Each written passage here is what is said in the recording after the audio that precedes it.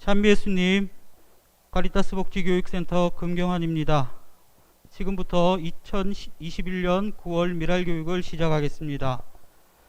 시작 기도로 미랄의 기도 함께 바치겠습니다. 성부와 성자와 성령의 이름으로 아멘. 자유로우신 아버지, 참 생명을 주시기 위해 당신 농원회로 저희를 부르셨음에 감사하나이다. 썩지 않으려는 미랄은 한 알 그대로 남아있을 뿐이기에 더 큰 생명을 얻기 위하여 지금 저희는 그리스도의 죽음과 부활의 신비를 묵상하며 자신을 비우고자 하나이다.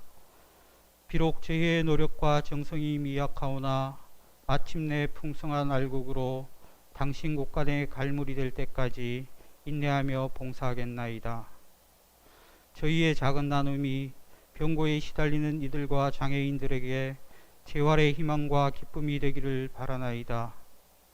하오나 이로써 저희가 자만에 빠지지 않게 하시고 가장 미소한 형제와 가진 바를 나눔으로써 그들 안에 계시는 당신 아드님을 배우리이다.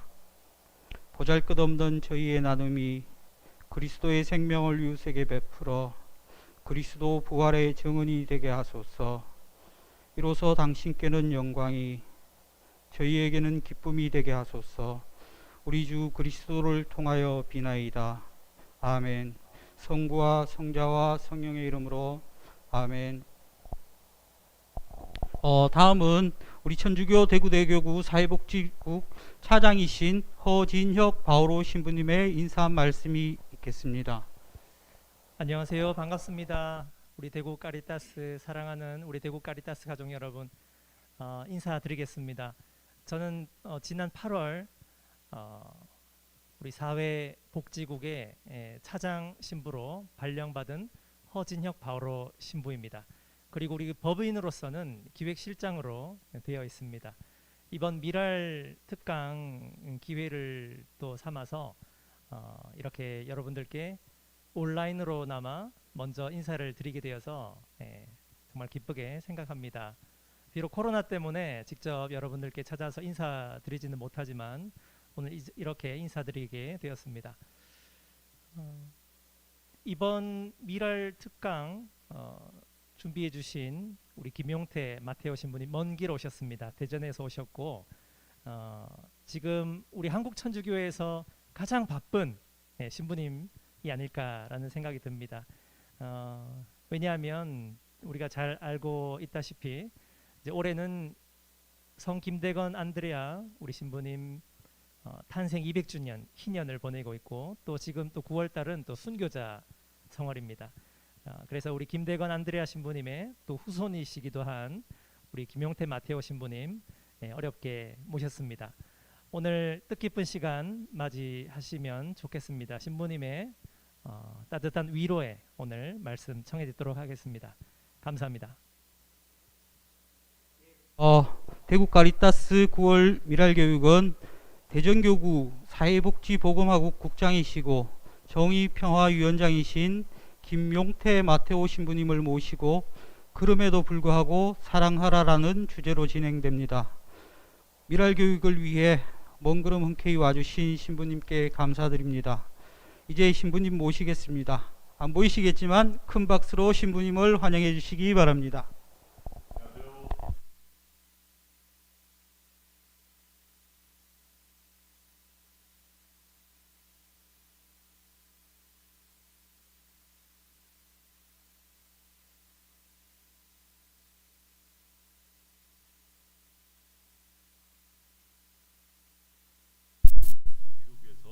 또 카리타스 여러분들, 이런 좋은 시간 여러분과 함께 할 수 있도록 초대해 주신 신부님들 비롯해서 관계자 여러분들께 감사드립니다. 9월 순교자 성월이죠. 순교자들의 모습, 사실 순교자들은 어떤 분인가라고 할 때 한마디로 표현하면 정말 죽기까지 하느님을 사랑하신 분들, 순교의 현장이라고 한다면 마지막 사랑 고백의 현장, 이렇게 얘기할 수 있죠. 우리 카리타스 또 이 사회복지 하면 사실 사랑이 가장 핵심이죠. 카리타스란 말처럼.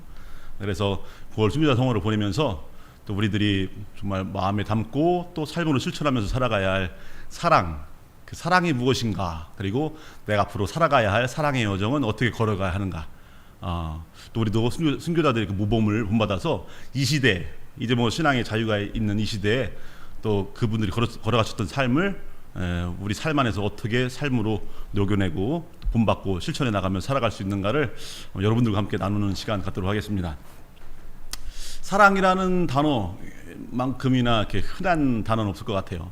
뭐 유행가, 가사, 뭐 드라마, 대사, 부터 시작해서 뭐 그냥 우리가 쉽게 던지는 말들. 인터넷 검색어의 검색창에 사랑이라는 단어를 딱 쳐보면 정말 수백만 가지 어떤 그 검색 결과가 나옵니다. 그 정도로 사랑이란 말이 넘쳐나죠. 근데 사랑이란 말이 넘쳐나는 것만큼이나 사람들이 많이 사랑을 잘 하고 있는가? 라고 생각할 때 그 부분에 있어서는 좀 회의적이죠. 이 시대의 사랑이 어떤 건가? 사랑이 무엇냐고 물으신다면 눈물의 씨앗이라 말하겠어요. 나훈아 님의 사랑입니다. 사랑은 누가 말했나? 남궁옥분 누나의 사랑이죠. 사랑을 쓰려면 연필로 쓰세요.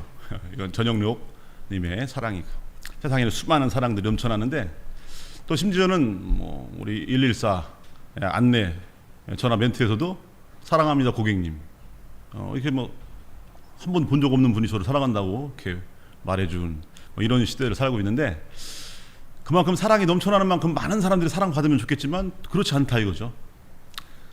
사랑한다는 말이 넘쳐나는 만큼 사랑받는 사람도 그만큼 있다 하면 그걸 온전한 사랑이라고 할 수 있겠죠. 근데 사랑한다는 말이 100개가 있으면 그러면 사랑받는 사람도 100명 있어야 되는데, 사랑한다는 사람이 100명 있으면 사랑받는 사람도 100명? 그렇지 않다 이거죠. 그러니까 뭔가 이 시대의 사랑이라고 하는 것이 뭔가 왜곡되고 변질되어 있고 잘못되어 있다는 것을 반증하는 겁니다. 이 요한 보스코 성인께서 하신 말씀 중에 여러 가지 많은 말씀을 하셨지만 그 중에 이런 말씀이 있습니다. 사랑하는 것만으로는 부족합니다. 그 사람이 사랑받고 있다고 느끼게끔 해줘야 됩니다. 사랑이라고 하는 건 인격적인 것이기 때문에 일방적인 것이 아닙니다. 내가 사랑한다고 하면 그 사람은 사랑을 느껴야 돼요. 근데 나는 사랑한다고 했지만 그 사람은 사랑을 느끼지 못해요. 이건 말이 안 되는 거죠. 쌍방간에 인격적으로 이루어지는 사랑이 아니고 일방적인 거죠. 그런 건 진정한 사랑이 될 수 없다. 사랑한다는 것만으로는 부족하고 그 사람이 사랑받고 있다고 느끼게끔 해주는 거. 그런데 이 시대는 사랑이란 말은 넘쳐나지만 사랑받는 사람은 부족하다. 그래서 참된 사랑이 무엇인가, 이걸 우리가 알아야 됩니다. 예수님께서 우리에게 뭐라고 말씀하시냐면 서로 사랑하여라 이렇게 말씀하시죠. 명령. 그럼 사랑이란 말이 넘쳐나기 때문에 예수님의 이 말씀을 실천한 겁니까? 그건 아니다 이거죠. 예수님께서 거기에 단서를 하나 달아요. 서로 사랑하여라. 내가 너희를 사랑하는 것처럼. 이렇게 말씀하십니다. 내가 너희를 사랑한 것처럼 그렇게 사랑하라고. 니들 멋대로 사랑하라는 게 아니라 니들 식으로, 너희들 멋대로 네가 생각하는 대로가 아니라 내가 너희를 사랑하는 바로 그 사랑, 그 모습을 본받아서 그렇게 사랑하라. 그래서 이제 우리가 이 세상을 살아가면서 우리는 사실 신자건 비신자건 사랑이신 하느님의 모습을 본받아서 창조된 우리가 존재이기 때문에 우리 인간의 존재 이유면서 인간의 어떤 존재인가라고 얘기할 때 인간은 사랑하는 존재인 겁니다. 하느님의 사랑을 본받아서 창조된 그 모습을 본받아서 창조된 우리들이기 때문에, 그래서 우리들의 삶 안에서 이 사랑이라고 하는 가치를 추구하고 그 사랑의 모습대로 살아간다는 것은 사실 우리 인간이 인간으로서 온전히 내 자아를 실현하는 모습이기도 하죠. 자, 그러면 어떻게 사랑해야 됩니까? 라고 할 때 사랑이신 하느님의 모습, 내가 너희를 사랑한 것처럼 사랑해라 말씀하신 것처럼 그분이 보여주신 그 모습이 우리들이 본받아야 할 사랑의 모범이겠죠. 그래서 첫째 시간은 여러분들과 사랑이란 무엇인가, 예수님께서 보여주시고 가르쳐주신 사랑이 뭔가라고 하는 사랑의 정의들을, 사랑은 이런 거구나, 모범 답안을 먼저 볼 겁니다. 그 다음에 잠시 쉬었다가 그 다음에 2부에서는 우리들의 자화상을 짚어볼 거예요. 예수님께서 알려주신 사랑은 이런 모습인데 지금 우리는 그렇게 살아가지 못하고 엉뚱하게 살아가는 그 모습 안에서 그러면 이 괴리가 있죠. 그러면 이 괴리감을 어떻게 좁힐 것인가? 예. 우리들의 이 자화상 안에서 그러면 예수님께서 보여주신 모습대로 살아가기 위해서 우리는 어떻게 해야 되는가? 예, 어떤 방법, 이 대안 이것들을 2부에서 여러분들과 함께 나누도록 하겠습니다. 먼저 사랑, 예수님의 모습을 봐야죠. 왜냐하면 예수님이야말로 보이지 않는 하느님의 보이는 모습, 형상인 거죠. 하느님은 보이지 않지만 그 보이지 않는 하느님을 우리 눈에 보이게, 잡을 수 있게, 느낄 수 있게, 내 못자국에 네 손을 넣어보고 내 옆구리에 손을 넣어봐라. 예. 실제로 우리가 보고 느낄 수 있는 그런 존재로 오셨죠. 예. 그래서 우리 예수님을 가리켜서 하느님의 원성사다 이렇게 표현합니다. 하느님의 원성사. 하느님은 보이지 않지만 그 보이지 않는 하느님을 보여주신 분이기 때문에 성사라고 하는 정의가 그거거든요. 우리 7성사 있죠. 성사에 대한 정의는 뭐냐면 보이지 않는 하느님, 또 보이지 않는 하느님의 은총을 우리가 알 수 있게끔 해주는 여러 가지 상징이나 여러 가지 이것들을 통해서 우리가 알 수 있게끔 해주는 것이 성사라고 한다면 예수님이야말로 원천적인 성사다. 그래서 이제 예수님은 우리 원성사라고 그러는데 마찬가지로 사랑이신 하느님의 그 사랑을 우리가 알 수 있도록 해주시는 분이 바로 예수님이다. 눈에 보이니까요, 그죠? 우리를 직접 사랑해 주셨으니까. 그래서 예수님의 모습을 통해서 사랑의 무언가를 우리가 이제 알 수 있게 됩니다. 그러면 예수님의 삶과 가르침 이 전체를 다 얘기하자면 한도 끝도 없죠. 이 짧은 시간에 요약을 좀 해보겠습니다. 요약. 그래서 모두 4가지로 요약을 해보겠습니다. 예수님을 통해 드러나는 사랑의 신비. 첫 번째, 강생의 신비를 통해 드러나는 사랑은 내려가는 사랑입니다. 내려가는 사랑, 섬기는 사랑. 두 번째, 성체성사의 신비를 통해 드러나는 사랑의 신비는 모든 걸 내어주는 사랑, 비워주는 사랑. 이것이 두 번째. 세 번째, 십자가의 신비를 통해 드러나는 하나님의 사랑은 변치 않는 사랑. 내 목에 칼이 들어와도 나가 십자가 못 박는다 하더라도 너희에 대한 사랑을 포기하지 않는다. 변치 않는 무조건적인 그 사랑, 예외 없는 보편적인 사랑. 이것이 바로 십자가의 신비에서 드러나는 사랑이고, 마지막으로 부활의 신비를 통해 드러나는 사랑은 끝나지 않는 사랑. 예수님이 죽었어요. 이제 사랑도 끝났구나 했는데 다시 살아났죠. 그래서 계속해서 나를 사랑해줘요. 끝나지 않는 사랑. 이렇게 예수님의 4가지 신비를 통해서 이 사랑의 모습들을 하나하나 짚어보겠습니다. 왜냐하면 이것이 우리가 본받아야 할 사랑의 모습이거든요. 먼저 첫 번째, 섬기는 사랑. 강생의 신비죠. 저 높으신 하느님께서 내려오셨어요. 가장 밑바닥으로. 이것이 예수님을 통해 드러나는 사랑의 모습인데 왜 그러셨겠어요? 우리를 드러높이려고. 이게 바로 강생의 신비에 자리하는 섬기는 사랑의 모습입니다. 하느님이 인간이 되신 이유는 인간을 하느님처럼 만들어 주려고. 이게 사랑이죠. 사랑한다고 하면 조금만 손톱만큼의 격차, 차별을 용납하지 않습니다. 사랑을 하게 되면 하나가 되고 싶어요. 손톱만큼의 차이, 차별, 격차, 위계 아니에요. 같아지고 싶죠. 온전히 하나가 되고 싶은 이것이 사랑의 모습입니다. 그래서 밑에서 올라오기는 힘들죠. 그래서 위에서 내려오는 거죠. 그러면서 고귀하신 가장 높으신 하느님께서 내려오셔서 인간의 그런 가장 고귀하고 존엄한 품위를 우리가 갖게 되는 겁니다.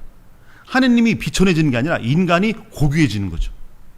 왕이 천민을 사랑하면 왕이 천해지는 게 아니고 그 천민이 귀해지는 거죠. 부자가 가난한 사람을 사랑하고 섬기게 되면 부자가 가난해지는 게 아니고 가난한 사람이 부유해지는 거죠. 이게 사랑의 신비인 겁니다. 그래서 섬기는 사랑, 내려오는 사랑은 서로 하나됨으로써 함께 풍요로워지고 함께 귀해지고 함께 존엄해지는 겁니다. 그러면 바꿔 말하면 우리 안에 사랑이 없을 때 어떤 일이 벌어지느냐? 그때 수많은 차별, 수많은 격차, 양극화 이런 것들이 생기는 거죠. 나는 당신을 사랑해. 하지만 나한테 겨우르지는 마. 말이 안 되는 겁니다. 사랑하게 되면 같아지는 건데 사랑하긴 사랑하는데 난 당신을 사랑해. 하지만 여기까지만 와. 더 이상 오지 마. 이거 아니다 이겁니다. 그래서 섬기는 사랑. 예수님께서 제자들이 길거리에서 티격태격 합니다. 왜냐면 이 제베데오의 아들 야고보와 요한이 어머니까지 동원해서 나중에 영광의 자리에 오르실 때 한 사람은 주님 오른편에, 한 사람 왼편에, 한마디로 우리식으로 말하면 뭐 영의정, 좌의정, 뭐 우의정, 뭐 이런 거 한 자리 주십시오. 그러니까 나머지 제자들이 먼저 마음속으로 찜해놨게 되죠. 그러니까 기분이 언짢습니다. 그래갖고 길에서 티격태격해요. 그 모습을 예수님께서 보시고 이제 섬김의 사랑에 대해서 알려주십니다. 세상의 통치자들은 백성들 위해 군림하고 세도를 부리고 그러지만 너희들은 그래서는 안 된다. 너희들은 섬겨야 된다. 첫째가 되려면 꼴찌가 돼야 된다. 이렇게 이런 말씀하시면서 그 섬김을 통해서 우리가 다, 너는 존엄하고 나는 비참해지는 게 아니라 우리가 다 존엄해지고 우리가 다 고귀해질 수 있는, 모두가 한 사람도 예외 없이 그럴 수 있는 길을 우리에게 제시해 주죠. 세상 사람들이 생각하는 존엄함, 고귀함은요 자꾸 뭘 통해서 만들려고 하냐면 비교와 차별을 통해서 하려고 그래요. 세상에서의 권력은요 하느님께서 알려주시는 그런 어떤 권위, 그런 존엄함이 아닌 세상에서 생각하는 존엄함, 세상에서 생각하는 권력, 뭐 권위 이런 것들은 비교하고 차별하면서 그 격차에서 만들어 가려고 그러죠. 내가 100억 원이 있다. 그건 권력이 안 됩니다. 다른 사람도 다 100억 원이 있어요. 그건 권력이 아니에요. 내가 단돈 1000만 원만 있어도 다른 사람들은 10,000원밖에 없을 때 그때 내가 권력이 되는 겁니다. 이 차이, 이 격차, 이 차별, 이 비교, 여기서 내가 권력이 생기는 거죠. 나는 왕이다. 왕 자체가 권력은 아니에요. 다른 사람도 다 왕이야. 똑같은 다 왕. 그건 권력이 아니죠. 내가 그냥 동네 이장이어도 다른 사람들은 아무것도 아닐 때 그때 나에게 권력이 생기는 겁니다. 이게 세상 사람들이 생각하는 존엄함이죠. 인간이 왜 존엄한가 라고 얘기할 때 많은 사람들은 이렇게 착각해요. 인간은 만물의 영장이기 때문에, 그러니까 원숭이보다 낫기 때문에, 그래서 인간은 존엄하다. 그런데 말이 그럴듯해 보이지만 인간이 원숭이보다 존엄하기 때문에, 아니 더 낫기 때문에, 더 똑똑하기 때문에 존엄하다 라고 존엄성의 이유를 말하면 나보다 더 뛰어난 사람이 등장하는 순간 나는 원숭이 같은 처지로 변해버린다 이겁니다. 나보다 더 뛰어난 사람이 나타나는 순간 나는 개, 돼지로 전락해버리는 거예요. 공직자들 중에 예전에 그런 무리를 일으킨 적 있죠. 고위 공직자들 중에서 국민들을 개, 돼지로 그렇게 얘기했던 사람들 있죠. 왜 그러겠어요? 이 세상이 그렇게 비교와 차별을 통해서 자기 존엄성을 자꾸 증명하려고 하니까, 그것이 존엄성의 이유라고 생각하니까, 인간이 만물의 영장이기 때문에 개, 돼지보다 더 나은 존재이기 때문에 존엄하다 이렇게 해버리니까 나보다 더 나은 존재 앞에서는 나는 아무것도 아닌 존재가 돼버리죠. 그렇지만 존엄성은 그런 게 아니다. 진정한 존엄성은 우리가 하느님을 닮았다는 사실에서 오는 거예요. 그렇다면 우리 모두가 하느님을 닮았어요. 그리고 우리가 하느님을 더 닮을 수 있는 것은 더 확실하게 사랑을 통해서 가능해요. 그 사랑 안에서 모두가 존엄해지는 거죠. 그리고 그 사랑은 내려오고 섬김으로써 서로가 모두가 다 함께 존엄해지고 고귀해지는 그 모습을 통해서 우리 존재 자체가 존엄하게 되는 겁니다. 이것이 세상과 구별되는 예수님을 통해 드러나는 참된 사랑의 모습이죠. 그래서 예수님께서 제자들에게 더 강조하십니다. 너희는 그래서는 안 된다. 너희는 섬겨야 된다. 그 모습을 예수님께서 몸소 보여주셨죠. 저 높으신 곳에 하느님께서 저 베들레헴 마구간 말구유 그 말의 밥그릇 위에 오신 겁니다. 이게 첫 번째 강생의 신비를 통해 드러나는 사랑의 모습, 이것을 우리도 그렇게 하라고. 제자들의 발을 씻어주시면서 스승이요 주님이요 스승인 내가 너희의 발을 씻어준 것처럼 너희도 서로 그렇게 하라고 내가 본을 보여준 것이다. 그래서 그 사랑의 모습을 우리를 초대하시죠. 두 번째, 성체성사의 신비. 성체성사의 신비를 통해 드러나는 하느님의 사랑은 비워주고 내어주는 사랑의 모습입니다. 성체성사의 신비가 이런 거구나라는 그 체험을 제가 이제 예전에 했던 언제냐면 좀 있으면 이제 명절이죠. 추석 9월 21일 제가 마테오인데 또 그날이 추석이면서 마테오 축일이에요. 좋은 게 두 개가 겹치면 더 두 배로 좋아야 되는데 저는 별로, 왜냐면 추석이라 제가 교구청에 있는데 신부님들이 다 집에 가고 저 혼자 미사 드려야 할 것 같은 그런 분위기인데 어쨌든 그래도 좋습니다. 이제 추석이 가까워 왔는데 제가 이제 추석날이 되면 이제 집에를 한번 갔다 와요. 지금 이제 사제생활 20년째 하고 있고 저희가 형제들이 8남매입니다. 사남, 사녀. 근데 사남 사형제가 다 신부예요. 그리고 사녀 중에 누나 하나 이제 수녀님이고 한 명은 동정녀로 혼자 살고 누나 둘만 결혼했어요. 저는 전체로는 7제고 막내 신부는 이제 대만에 선교하고 있는데 사형제 신부 중에 저와 큰형은 대전교고 둘째 형과 막내는 대만에 있는 대만 선교하면서 대만 교구에 있습니다. 그렇게 이제 저희들이 그렇게 저희 형제들이 그런 처지라 다 좋은데 이제 사실 저희들이 이제 같은 길을 걸어가니까 다 좋아요. 우리가 어쩌다 한번 만나면 다 그냥 하느님 이야기, 뭐 삽목하는 얘기, 뭐 자기 본당 이야기, 뭐 이런 얘기를 하니까 뭐 서로 다툴 일도 없고 뭐 되게 좋습니다. 근데 딱 한 가지 형제들이 다 신부고 또 누나가 수녀고 동정녀고 뭐 이제 결혼한 누나 둘은 이제 뭐 시집 갔으니까 뭐 가고 얼굴 보기도 좀 힘들어요. 그러니까 다 좋은데 한 가지 안 좋은 게 이제 이 명절 때. 왜냐면 제각각 우리 이제 2명은 대만에서 이제 선교하고 있고 신부 둘은 이제 둘만 대전교구에 있지만 각자 이제 사목제가 다 다르고 그러니까 같은 시간대에 모이고 하기가 힘들어요. 어쩌다 이제 그냥 자기 시간 되는 때 집에 잠깐 갔다가 그냥 와요. 우리 누나는 뭐 거의 못 오고 수녀님은 못 오고 어쩌다 한 번 올 때는 명절 때 오는 게 아니라 뭐 다른 때 오기도 하고. 한 번은 어느 날 예전에 제가 한 15년 전인가 그쯤에 그때도 이제 추석 때였어요. 추석 때 이제 집에 그냥 사과 박스 하나 들고 집에 갔어요. 초인종 누르는데 문을 안 열어줘요. 안 계신가? 계속 누르는데 나중에서야 이제 겨우 열어주시는데 봤더니 두 분이 기도가 안 끝나갖고 안 열어주는 거예요. 문을 기도 끝나면 열어주려고 묵주기도 하고 계신데 기도를 두 분이 따로따로 해요. 한 분은 아버지는 저쪽 왼쪽 구석에 엄니는 오른쪽 구석에. 왜 따로따로 하냐면 누가 만약에 초인종 누르면 둘 중에 한 명만 일어나서 기도 빨리 끝나는 사람이 일어나서 갈 수 있도록 따로따로 해요. 같이 기도하면 같이 맞춰야 되니까 이렇게 안 하고 따로따로. 그리고 하루 종일 기도하니까 그냥 따로따로 하는 거 따로따로. 그래서 뭐 기도하다가 뭐 있으면 또 일어나서 뭐 또 준비하다가 다시 와서 기도하고 뭐 서로. 그래서 하루 종일 기도하고 계셔요.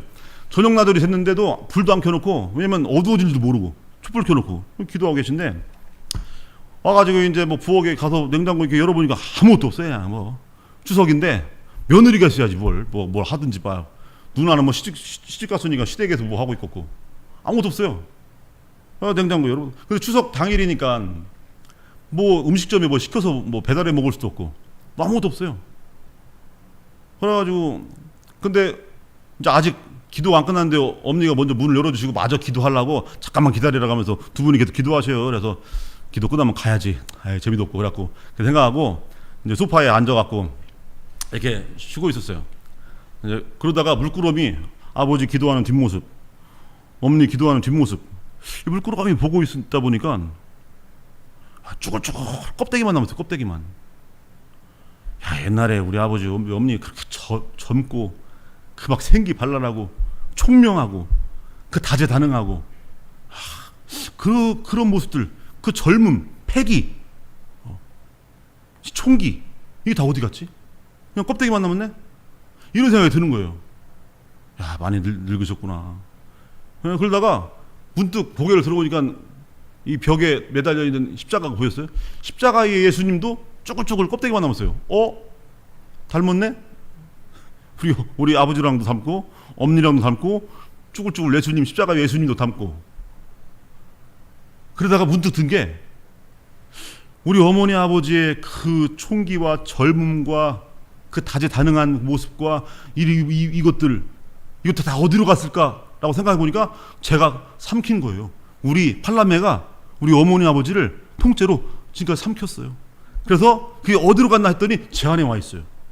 그 젊음과 그 생기, 패기, 그 재능들, 그 총기 이게 다 제 안에 와 있고 우리 형제들 안에 와 있는 거예요. 그리고 이제 껍데기만 남았어요.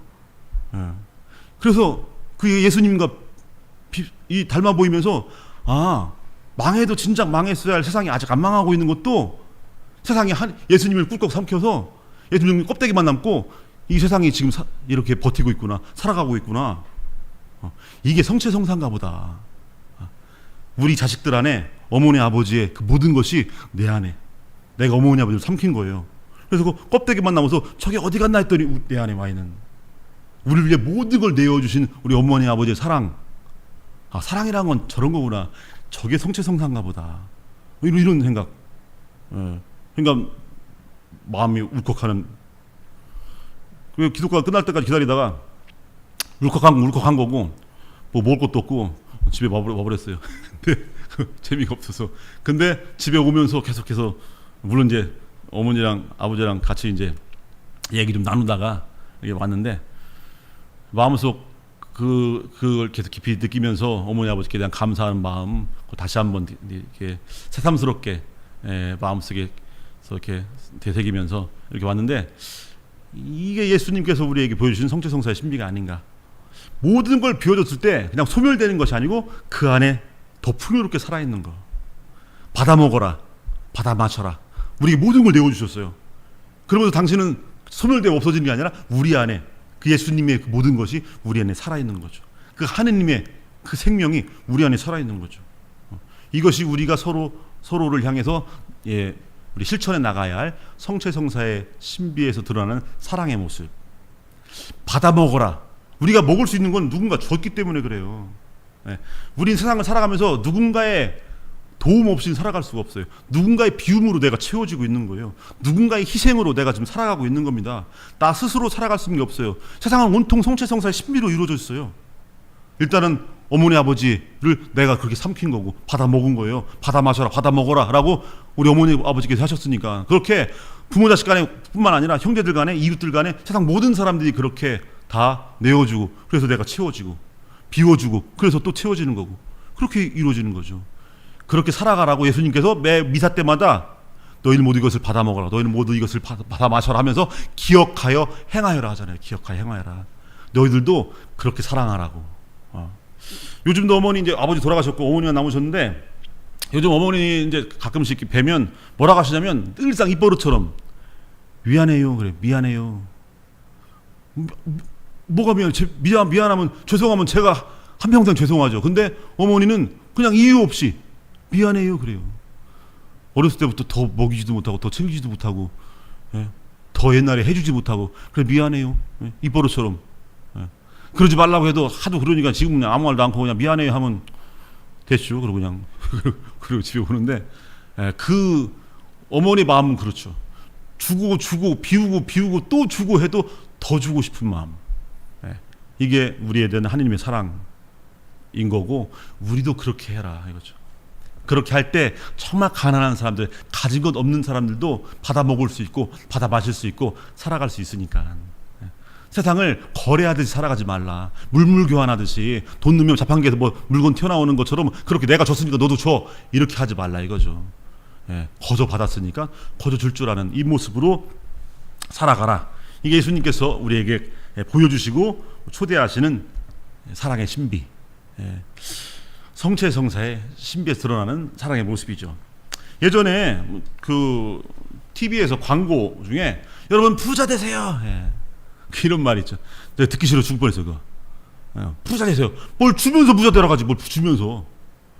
그 선전하는 그 거기가 카드 회사였나 무슨 금융권 회사였는데 거기는 뭘 돈을 주고 세상에 공짜가 어딨어.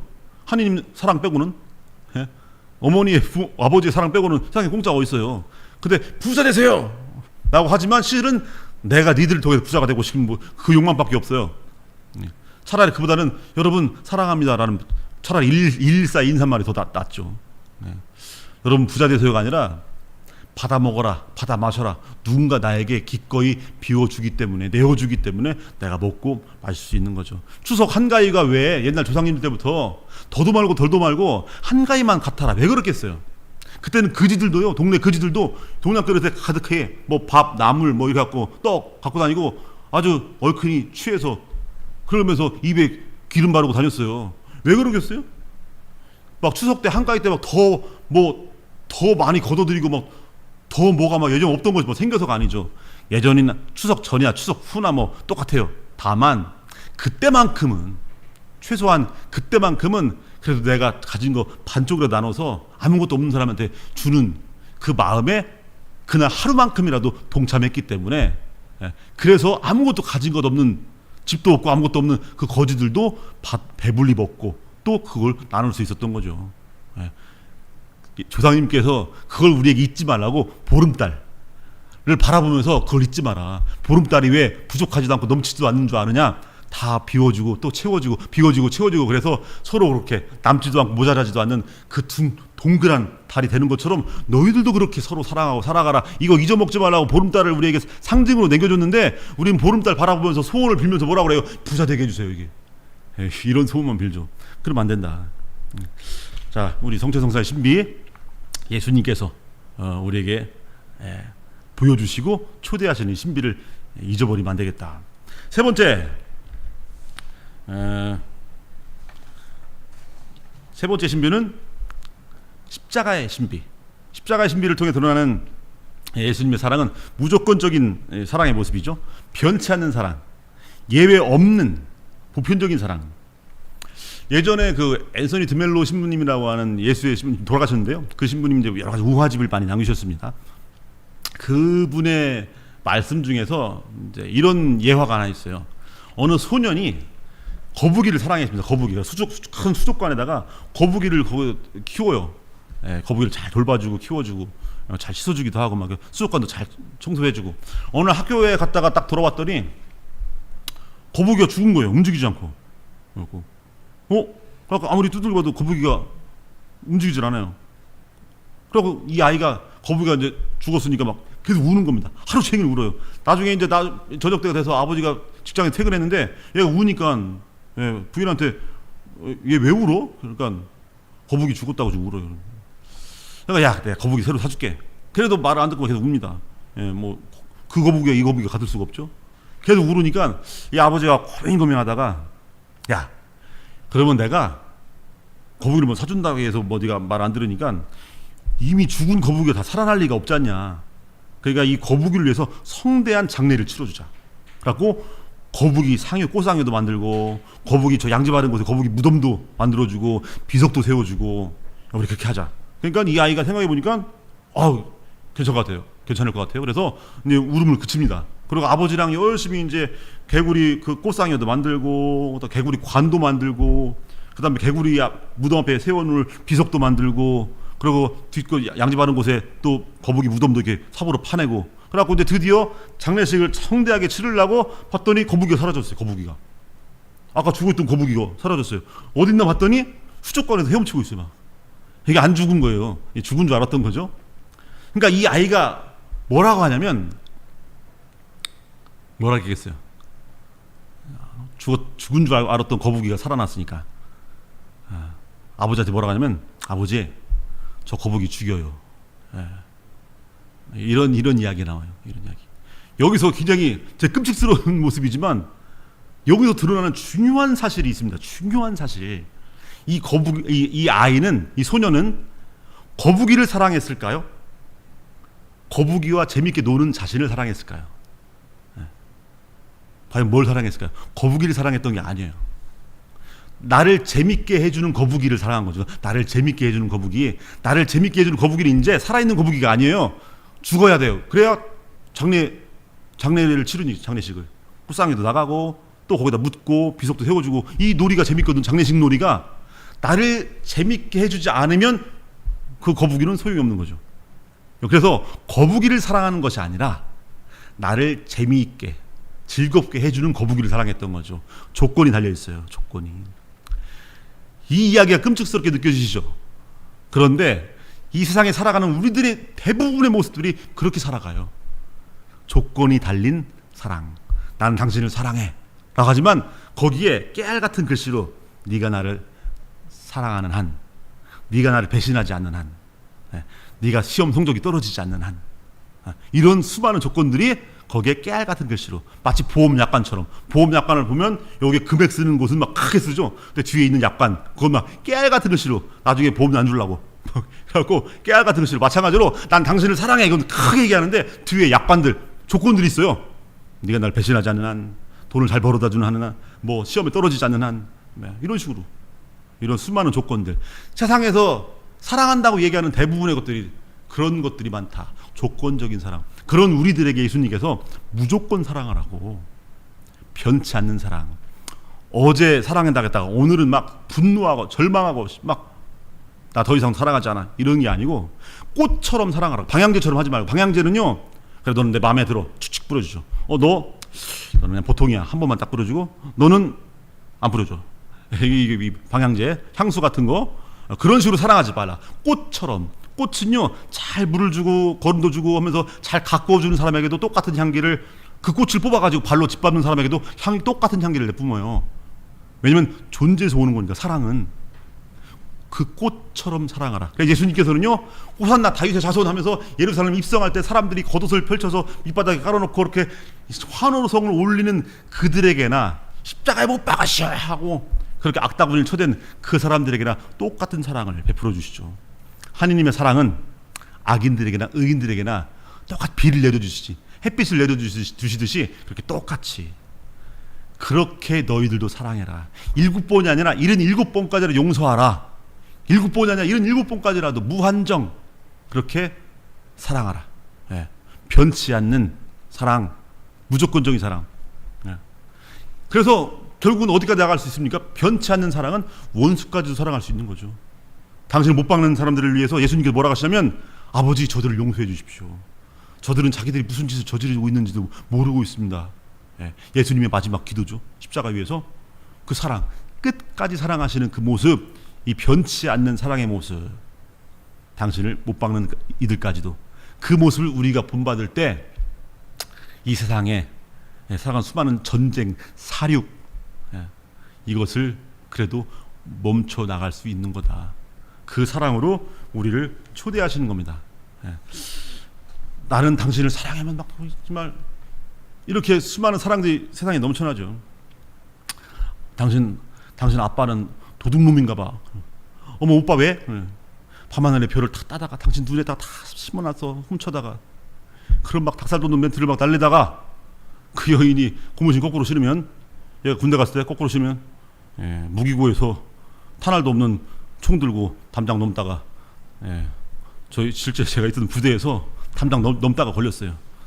총알도 없는 총 들고 도망가다가 그래갖고 경찰 갔는 그 우리 쫄병이 하나 있었는데 그런 식 그런 사랑에서 벗어나라. 그런 사랑에서 우리가 사랑하는 그 사랑의 모습 너무 간장종리 바깥 뚜껑만 해요.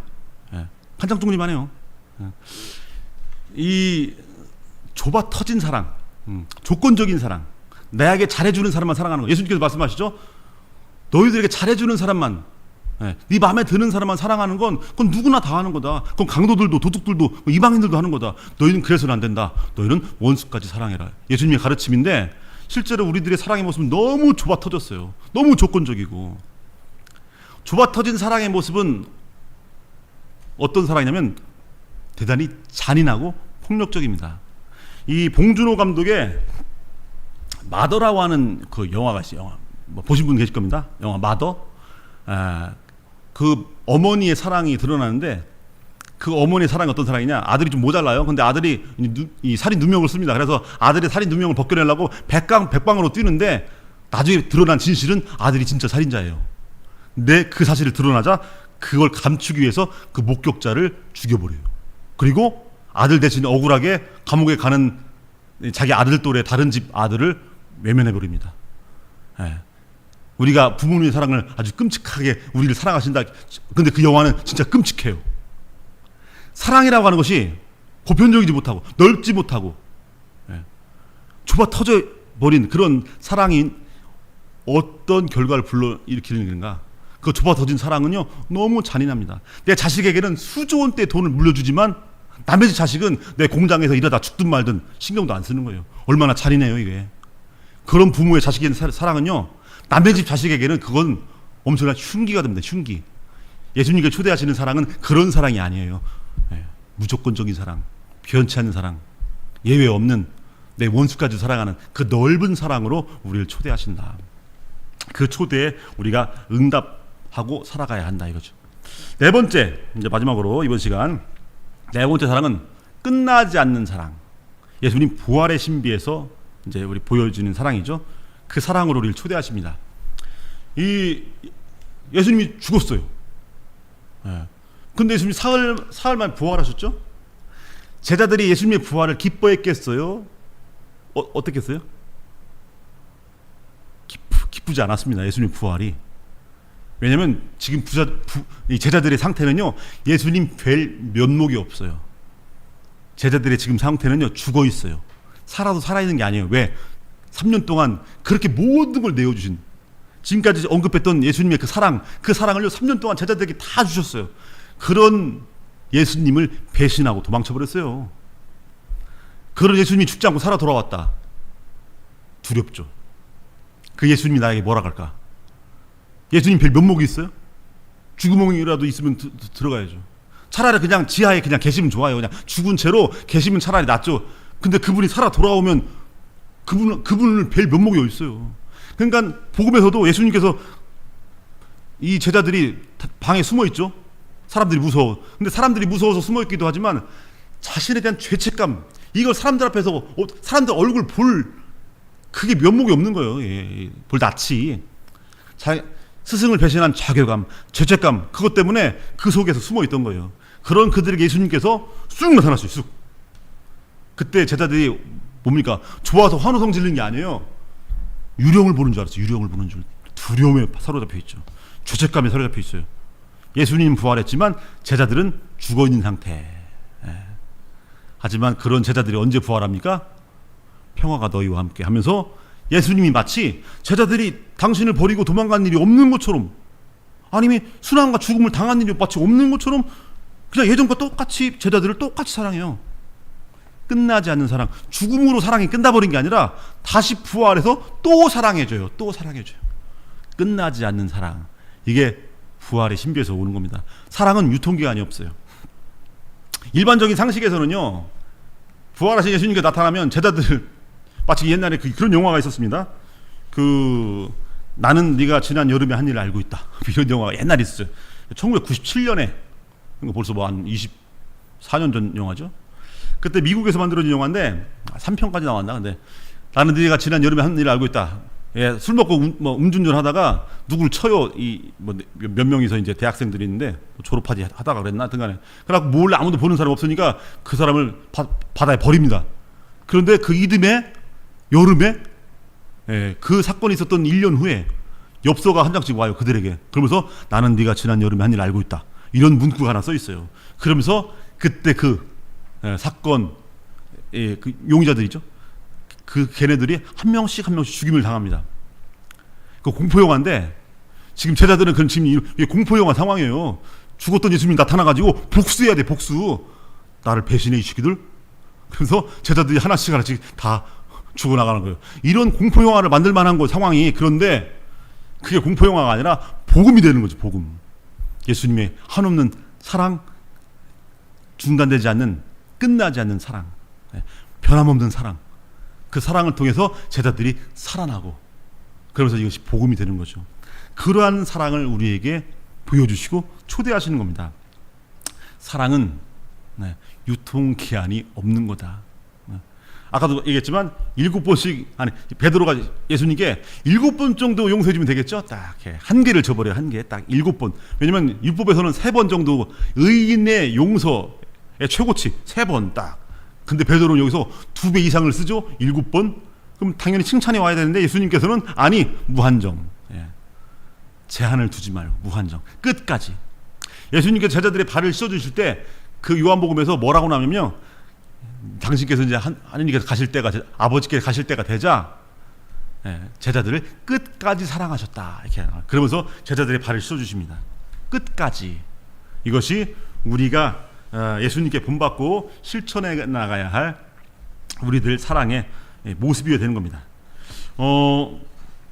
우리가 끝까지란 표현, 세상 끝까지 너희와 함께 있겠다. 예수님께서 우리에게 약속해 주시죠. 그 끝까지라고 하는 게 뭡니까?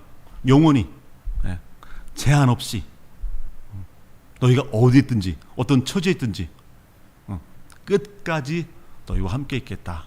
이게 부활하신 예수님의 끝나지 않는 사랑인 거죠. 사실 예수님을 죽였다고 하는 건 우리가 예수님의 사랑의 진공 상태 0.0001초라도 하느님의 사랑의 진공 상태이면 우리 지구는 멸망합니다. 우주는 멸망해 버려요. 우리가 이렇게 살아갈 수 있는 것은 하나님의 사랑 때문에 그렇죠. 근데 그 사랑 때문에 우리가 살고 있는데 우리가 그 사랑을 없애버린 거예요. 그럼 우리도 멸망해야 돼요. 근데 안 멸망하죠. 왜? 다시 살아나서 우리를 또 사랑해줘요. 그래서 안 멸망하고 있는 거예요. 멸망하지 않고. 내가 너희들에게 그랬던 것처럼 너희들도 이제 그렇게 하라고. 너희들도 그렇게 끝끝내 사랑하라. 소돔과 고모라가 왜 멸망했겠어요? 악해서? 뭐 틀린 말은 아니지만 더 정확한 말은 의인 10명이 없어서 망했어요. 의인 10명이 없어서 50명만 있어도 하나님 저 소돔과 고모라를 멸망시키지 않으시겠습니까? 그렇게 하겠다. 근데 뭐 없을 것 같아서 그런 사람들이 45명, 40명, 30명, 20명 그래서 마지막까지 10명 했는데 그 10명도 없었죠. 그래서 멸망했는데 우리는 그 10명의 역할을 우리가 이 세상을 끝까지 사랑할 수 있는 그 10명의 역할을 우리가 해나간다면 세상은 멸망하지 않고 계속 우리 안에 생명이 자리할 수 있는 거죠. 어쩌면 우리가 살아가는 세상 정말 소돔과 고모라 같은 세상이에요. 수많은 악들이 막 정말 판치고 있고 악인들이 횡행하는 그런 이 세상이 망해도 진작에 옛날 옛적에 망했어도 이상하지 않은 그런 세상인데 안 망하고 있는 이유는 누군가 어디선가 그 의인 10명의 역할 끝까지 포기하지 않고 사랑하는 그 사랑을 실천하는 그들이 있기 때문에 멸망하지 않고 있다. 이 모습을 우리들이 이 세상을 향해서 실천해 나가야 하는 거다. 자, 여기까지 예수님을 통해 드러나는 사랑이 무엇인가라는 그 사랑의 정답을 여기까지 여러분과 함께 나누고 이제 좀 저건 47분까지 했으니까 13분만 쉬셔요. 13분 쉬시고 그 다음에 다시 이어서 13분 쉬면 이제 5시부터죠. 5시부터 2부 들어가도록 하겠습니다. 2부 쉬었다가 이따 뵙겠습니다. 예, 잠시 쉬었다가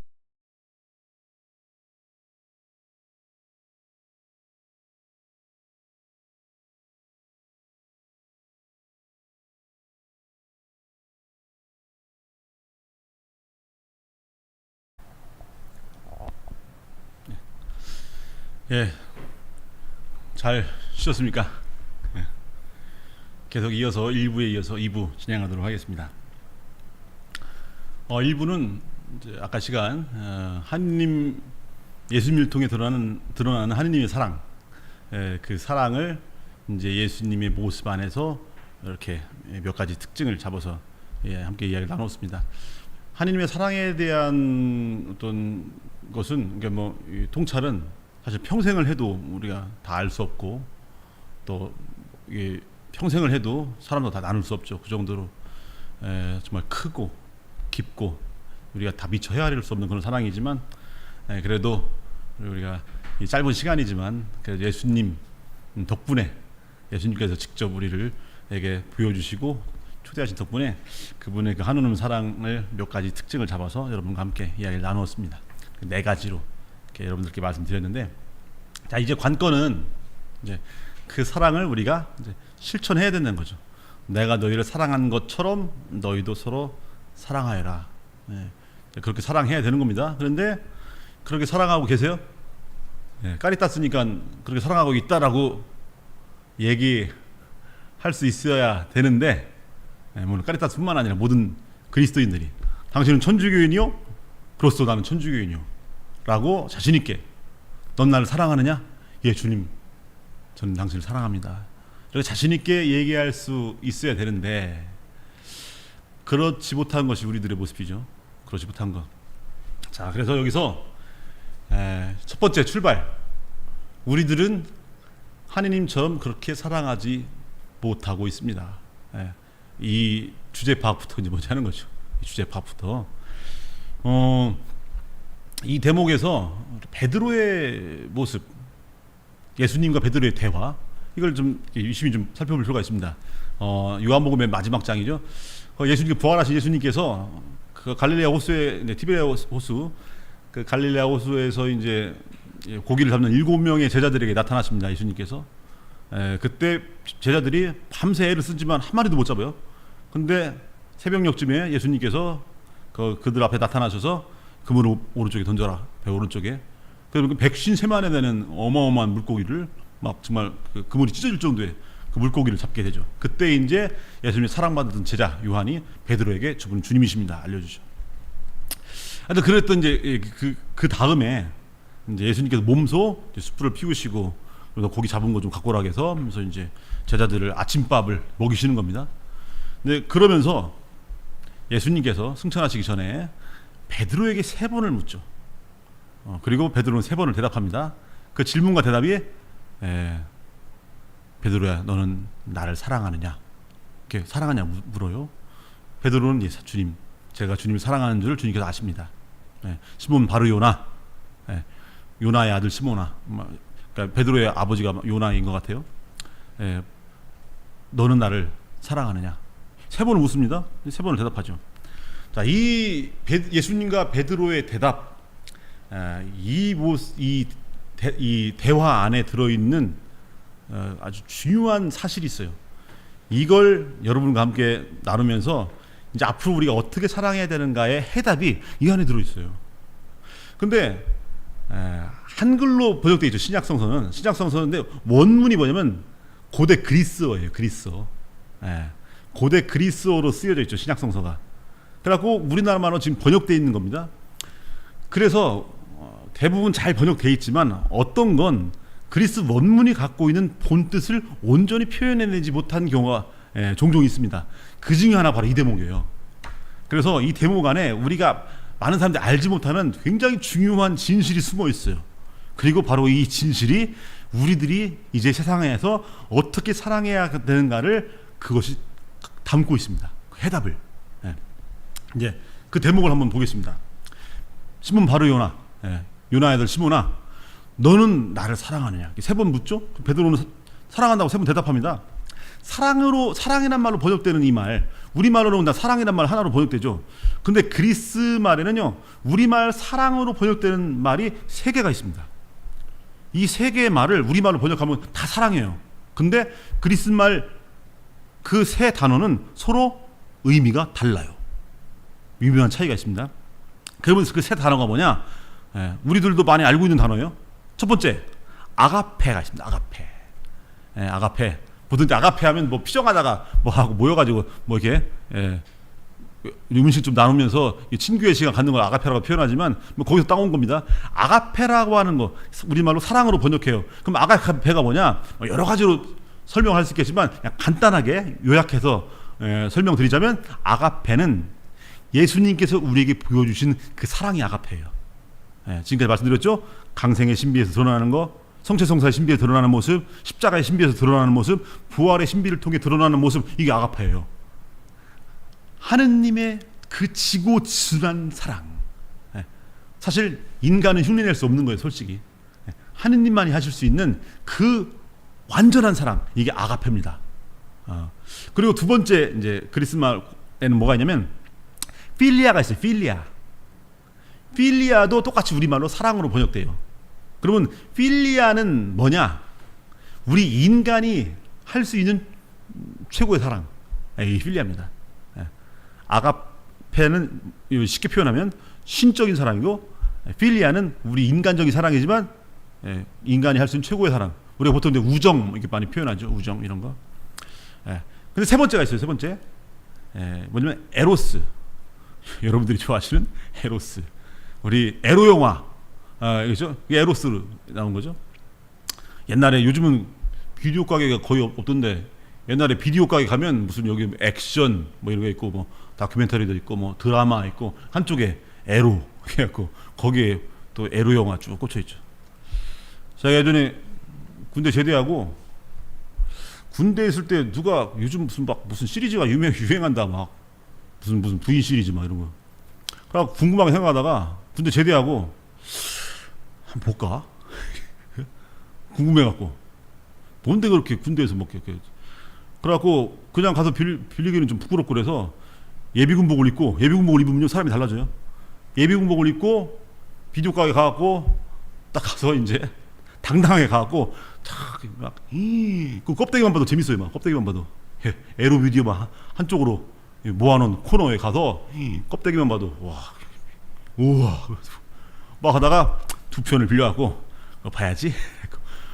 엄니 아버지야 몰래 봐야지 해갖고 딱 빌려갖고 딱 계산하려고 하는데 뒤에서 학사님! 해서 누가 봤더니 제 분당 청년이에요. 그래갖고 제 빨래 꽂아놓는다. 다시 원상태로 꽂아놓은 다음에 저쪽 다큐멘터리 코너에 가갖고 다큐멘터리 에집트 피라밋의 비밀 1, 2편 그거 빌려갖고 그거 가서 이집트 피라밋의 비밀을요 제가 알고 있습니다. 그 비디오 2편 보는 바람에 그래갖고 그 계산하는데 또 놀라운 건 그 비디오 가게 아줌마가 저기 주교자 성당 성가대 아줌마였어요. 큰일 날 뻔했어요. 그러니까 그런 기억이 있는데 그 에로, 그 에로스가 우리말로는 똑같이 또 사랑으로 번역돼요. 이게 뭡니까? 감각적인 사랑이죠. 감각적인 사랑. 어떤 성적인 거, 부부간에는 뭐 이 세 가지가 다 있지만 어쨌거나 에로스는 이제 육체적인, 뭐 감각적인, 뭐 성적인 사랑, 뭐 이런 식으로 많이 얘기합니다. 그러니까 뭐 그것에 대한 뭐 더 신학적이고 더 철학적이고 더 고차원적으로 이런 설명을 거두절미하고 간단하게 우리 알아듣기 쉽게 설명을 한 거예요. 자, 그렇게 아가페, 필리아 그리고 에로스가 있습니다. 우리말 번역은 다 그냥 사랑이에요. 그렇다고 한다면 예수님께서 3번의 질문으로 물어보신 사랑, 베드로가 3번 대답한 사랑은 뭐였을까? 이 셋 중에 예수님은 뭘로 물어보셨을까? 에로스? 그건 아니겠죠. 그러면 뭐였을까? 당연히 아가페였겠죠. 아가페. 그래서 첫 번째 질문은 아가페로 물어봅니다. 아가파스메 이렇게 물어봐요. 아가파스메. 너. 그러니까 그걸 우리말로 번역하면 이런 뜻이 되는 겁니다.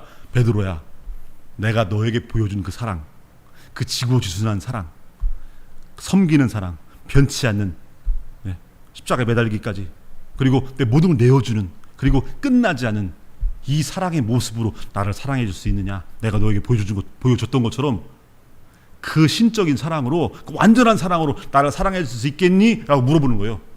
아가페로 물어봐요. 아가파스메라고, 나를 그렇게 사랑해 줄 수 있냐? 근데 베드로가 뭐라고 대답하냐면 아가페로 대답 안 해요. 베드로는 필리아로 대답해요. 필리아로. 그래 뭐라면 필로세, 당신. 그래서 근데 이걸 우리말로 어떻게 번역했냐면 예 주님 제가 당신을 사랑하는 줄 주님께서 아십니다. 이렇게 번역했지만 그래서 이 본뜻이 전해지지 않는 거예요. 이걸 제대로 그 의미 맥락에 맞게 번역하면 이렇게 됩니다. 아니요 주님 이렇게 돼야 돼요. 아니요 주님 저는 그렇게 사랑하지 못합니다. 이렇게 번역돼야 되는 겁니다. 원래 문맥에 의하면 아니요 주님 저는 당신이 아가페로 나를 사랑하신 그 사랑으로 저는 절대 못합니다. 저는 기껏해야 사람이 할 수 있는 기껏해 필리아 친구끼리 겨우 해야 고작 그 정도의 사랑밖에 못합니다. 저는 아시지 않습니까? 제가 당신을 3번씩이나 부인하고 도망가 버린 거. 저는 고작 그것밖에 안 되는 사람입니다. 하지만 주님, 당신이 저를 붙들어 주시지 않으면 저는 당신을 또 배신하고 도망갈 수 있는 그런 사람입니다. 하지만 당신이 저를 붙들어 주신다면 저는 이 보잘것없는 필리아, 이 작은 사랑이라도, 이 작은 몸짓이라도 당신께 드리겠습니다. 이게 베드로의 고백이에요. 근데 이것을 우리말로 그냥 번역해서 넌 나를 사랑하느냐? 예 주님 사랑합니다. 이렇게 번역해버리니까 그 안에 이 의미가 우리가 알 수가 없는 거죠. 실제로는 베드로의 대답은 아니요 주님입니다. 아니요 주님 저는 당신처럼 못해요. 아시지 않습니까? 전 당신 배신한 거 저는 언제고 당신을 또 배신할 수 있는 그런 놈입니다. 하지만 당신이 저를 붙들어 주신다면, 그 아가페 사랑으로 저를 붙들어 주신다면 저는 이 작은 사랑이나마 봉헌하겠습니다. 예수님께 두 번째 물어봐요. 두 번째. 예수님 또 뭐라 하면 또 아가페로 물어봐요. 또 아가페로. 아가파스메 이렇게 물어봐요. 베드로야, 내가 너에게 보여준 그 사랑, 그 지고지순한 사랑, 그 사랑으로 나를 사랑할 수 있겠니? 라고 물어봐요. 베드로는 두 번째 대답은 아가페가 아니고 또 아까처럼 필리아로 대답합니다. 필로세 이렇게 대답해요. 아니요, 아까도 말씀드렸지만 저는 당신처럼 그렇게 못합니다. 못합니다. 베드로는 깨달았어요. 절절히 깨달았어요.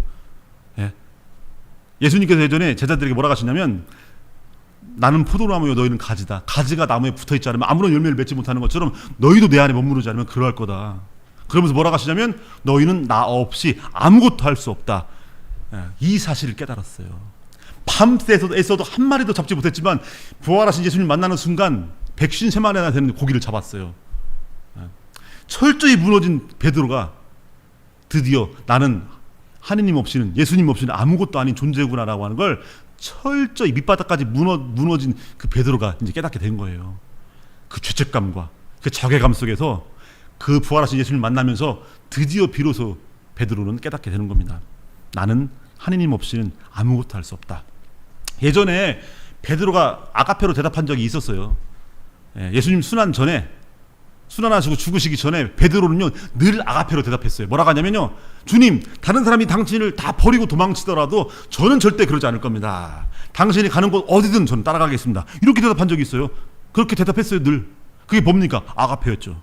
그런데 베드로는 깨달은 겁니다. 자기 주제를. 하느님 없이는, 예수님께서 붙들어주지 않으면 나는 늘 무너지고 늘 넘어질 수밖에 없는 그런 존재라는 것을 깨달았던 거예요. 그래서 두 번째도 역시 필로세, 아니요 주님, 저는 당신처럼 그렇게 못합니다. 저는 또 당신을 배신할 수 있는 그런 놈입니다. 당신이 저를 붙잡아 주시지 않으면 또 당신이 맡겨준 양떼를 다 버리고 저 혼자 살겠다고 도망칠 그런 사람입니다. 저는 저를 붙잡아 주십시오. 그럼 저는 이 작은 필리아, 제가 당신께 드릴 건 이것밖에 없지만 이거라도 당신께 바치겠습니다. 이렇게 고백하는 거예요. 세 번째 또 묻습니다.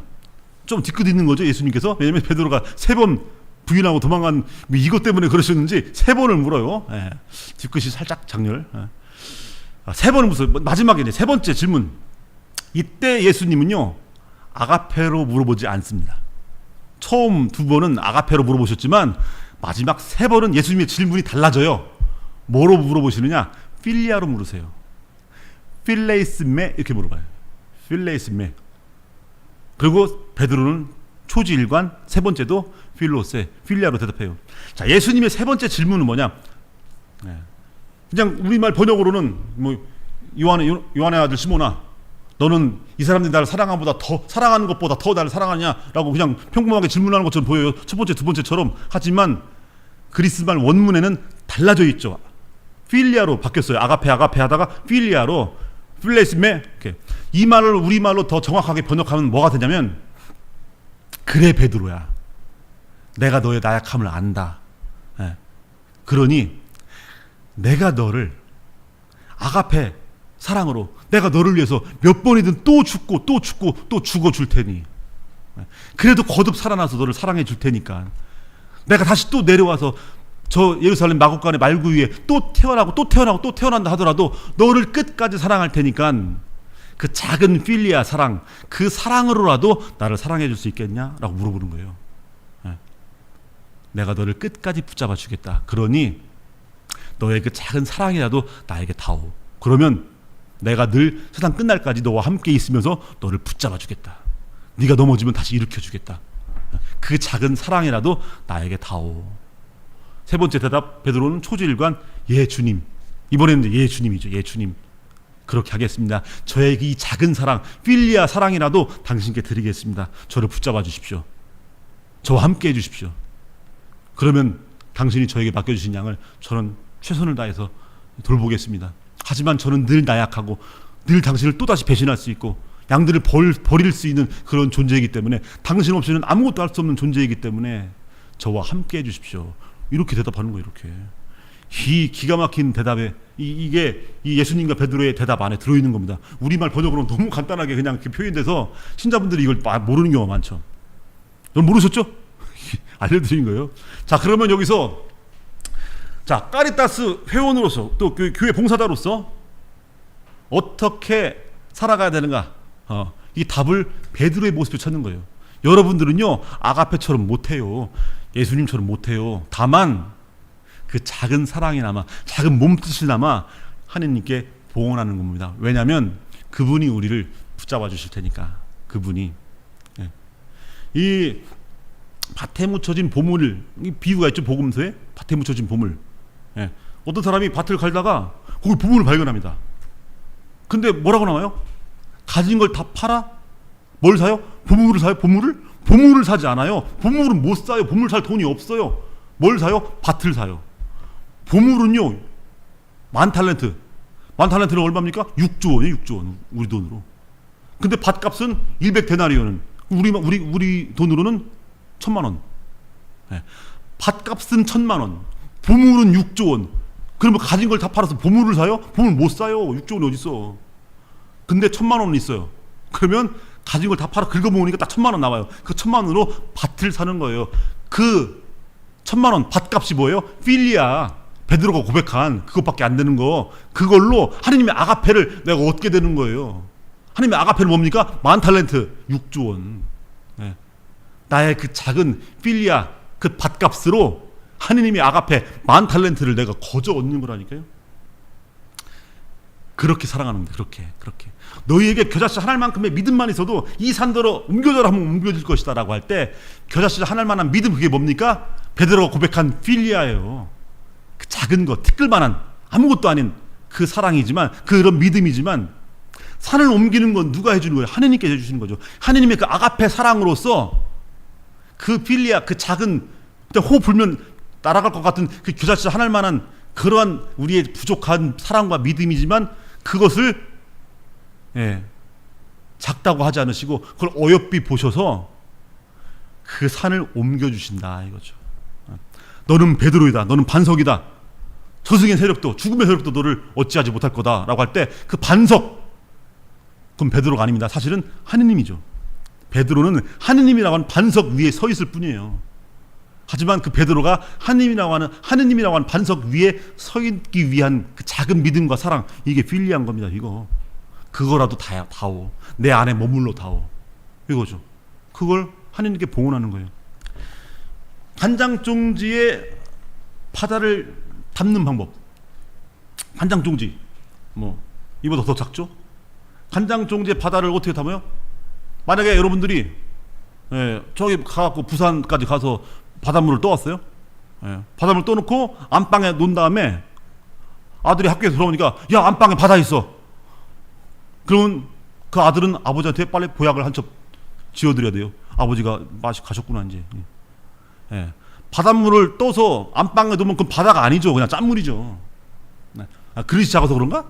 그러면 뭐 월드컵 경기장만한 그릇을 만들어 놨고 대구에다가 월드컵 경기장만한 그릇을 만들어 놓은 다음에 거기다가 부산 저기 동해바다에 있는 그 바닷물을 떠서 거기다 담아놓으면 그게 바다예요? 대구에 바다가 있대. 바다 아니에요 그건. 짠물이지. 그냥 수족관이거나 거기 물고기 몇 마리 갖다 놓는다고 해서 그게 바다가 되는 게 아니에요. 그냥 그건 수족관이지.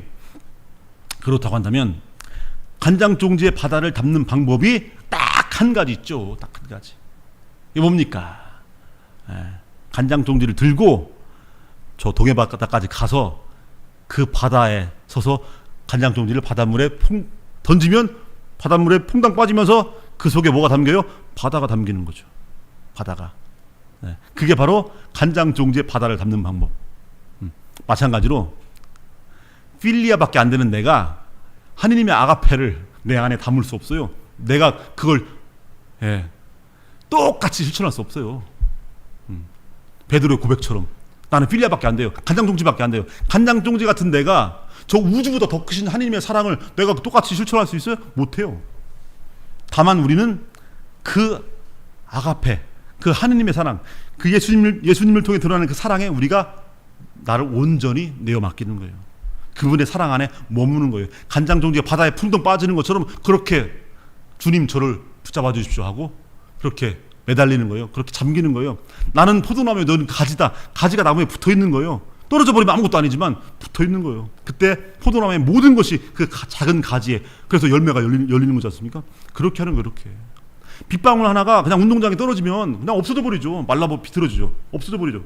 근데 이 빗방울 하나가 바다에 떨어지면 그게 뭐가 됩니까? 바다가 되죠.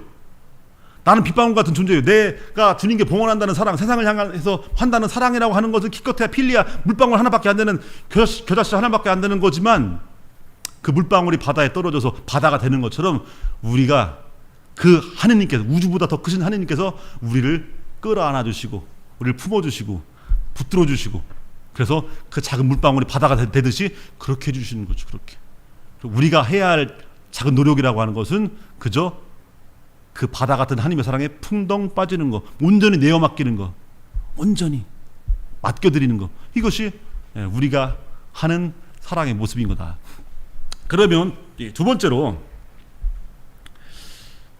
그러면 우리가 이제 필리아, 베드로가 고백했던 이 필리아 사랑, 그것이 우리 모습 안에서 어떻게 구체적으로 드러나는가? 그러니까 예수님의 강생의 신비가 우리의 필리아 사랑으로는 현실적으로 어떻게 드러나는가? 예수님의 성체성사의 신비, 모든 걸 내어주는 이 신비가 아가페라면 우리한테 필리아로서는 어떻게 드러나는가? 어떻게 실천되는가? 예수님의 십자가의 신비, 변치 않는 사랑이 우리 필리아로서, 교자씨 하나밖에 안 되는 우리들의 사랑으로서는 현실적으로는 어떻게 드러나는지. 또 예수님의 끝나지 않는 사랑, 이 부활의 신비가 우리의 필리아밖에 안 되는 이 작은 몸짓 안에서는 어떻게 드러나는가, 요걸 살펴보겠습니다. 자, 현실적인 우리들의 사랑의 모습. 첫 번째, 그러니까 이게 이제 지금 계속 얘기하는 것이 이제 베드로가 고백했던 필리아 사랑의 실체입니다. 강생의 신비, 섬기는, 내려가는 사랑의 모습이죠. 물이 가장 밑바닥까지 채우는 이 사랑의 모습. 바다가 평평한 이유가 뭐겠어요? 바다가 평평한 이유. 수영장처럼 바다 밑바닥이 평평해서가 아니죠. 바다 밑바닥은 막 계곡처럼 막 꾸불꾸불하죠.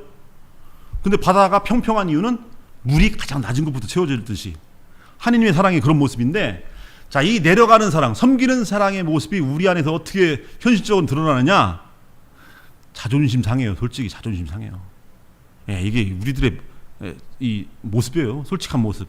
자존심 상해요. 예, 우리가 뭐라고 합니까? 마지막 자존심이라는 표현 쓰지. 마지막 자존심. 딴 건 그렇다 치지만 내 자존심까지 건들지는 좀 마라 이거죠. 예. 신부님, 우리 봉사자들이 찾아와서 신부님, 내가 딴 건 참는데요, 자존심까지 걷는 건 난 도저히 못 참겠습니다. 예, 이러죠. 내가 딴 건 참는데 우리 가족은 건들지 말아야죠. 가족이 내 마지막 자존심일 수 있는 거죠. 또 그렇게 내가 더럽고 치사하고 아니고 내가 이 일을 해야 됩니까?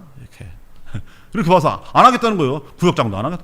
반장 안 할 거예요. 더러워서 내가 내가 뭐 요거도 먹으려고 막 그러면 제발 좀 참고 좀 해주세요.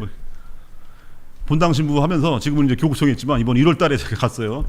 우리 아까 차장 신부님도 이제 오신 지 얼마 안 되셨는데 저도 이제 1월달에 교구청으로 들어갔는데 그 전까지 계속 본당 신부 했는데 제일 어려운 것 중에 하나가 봉사자 뽑는 거.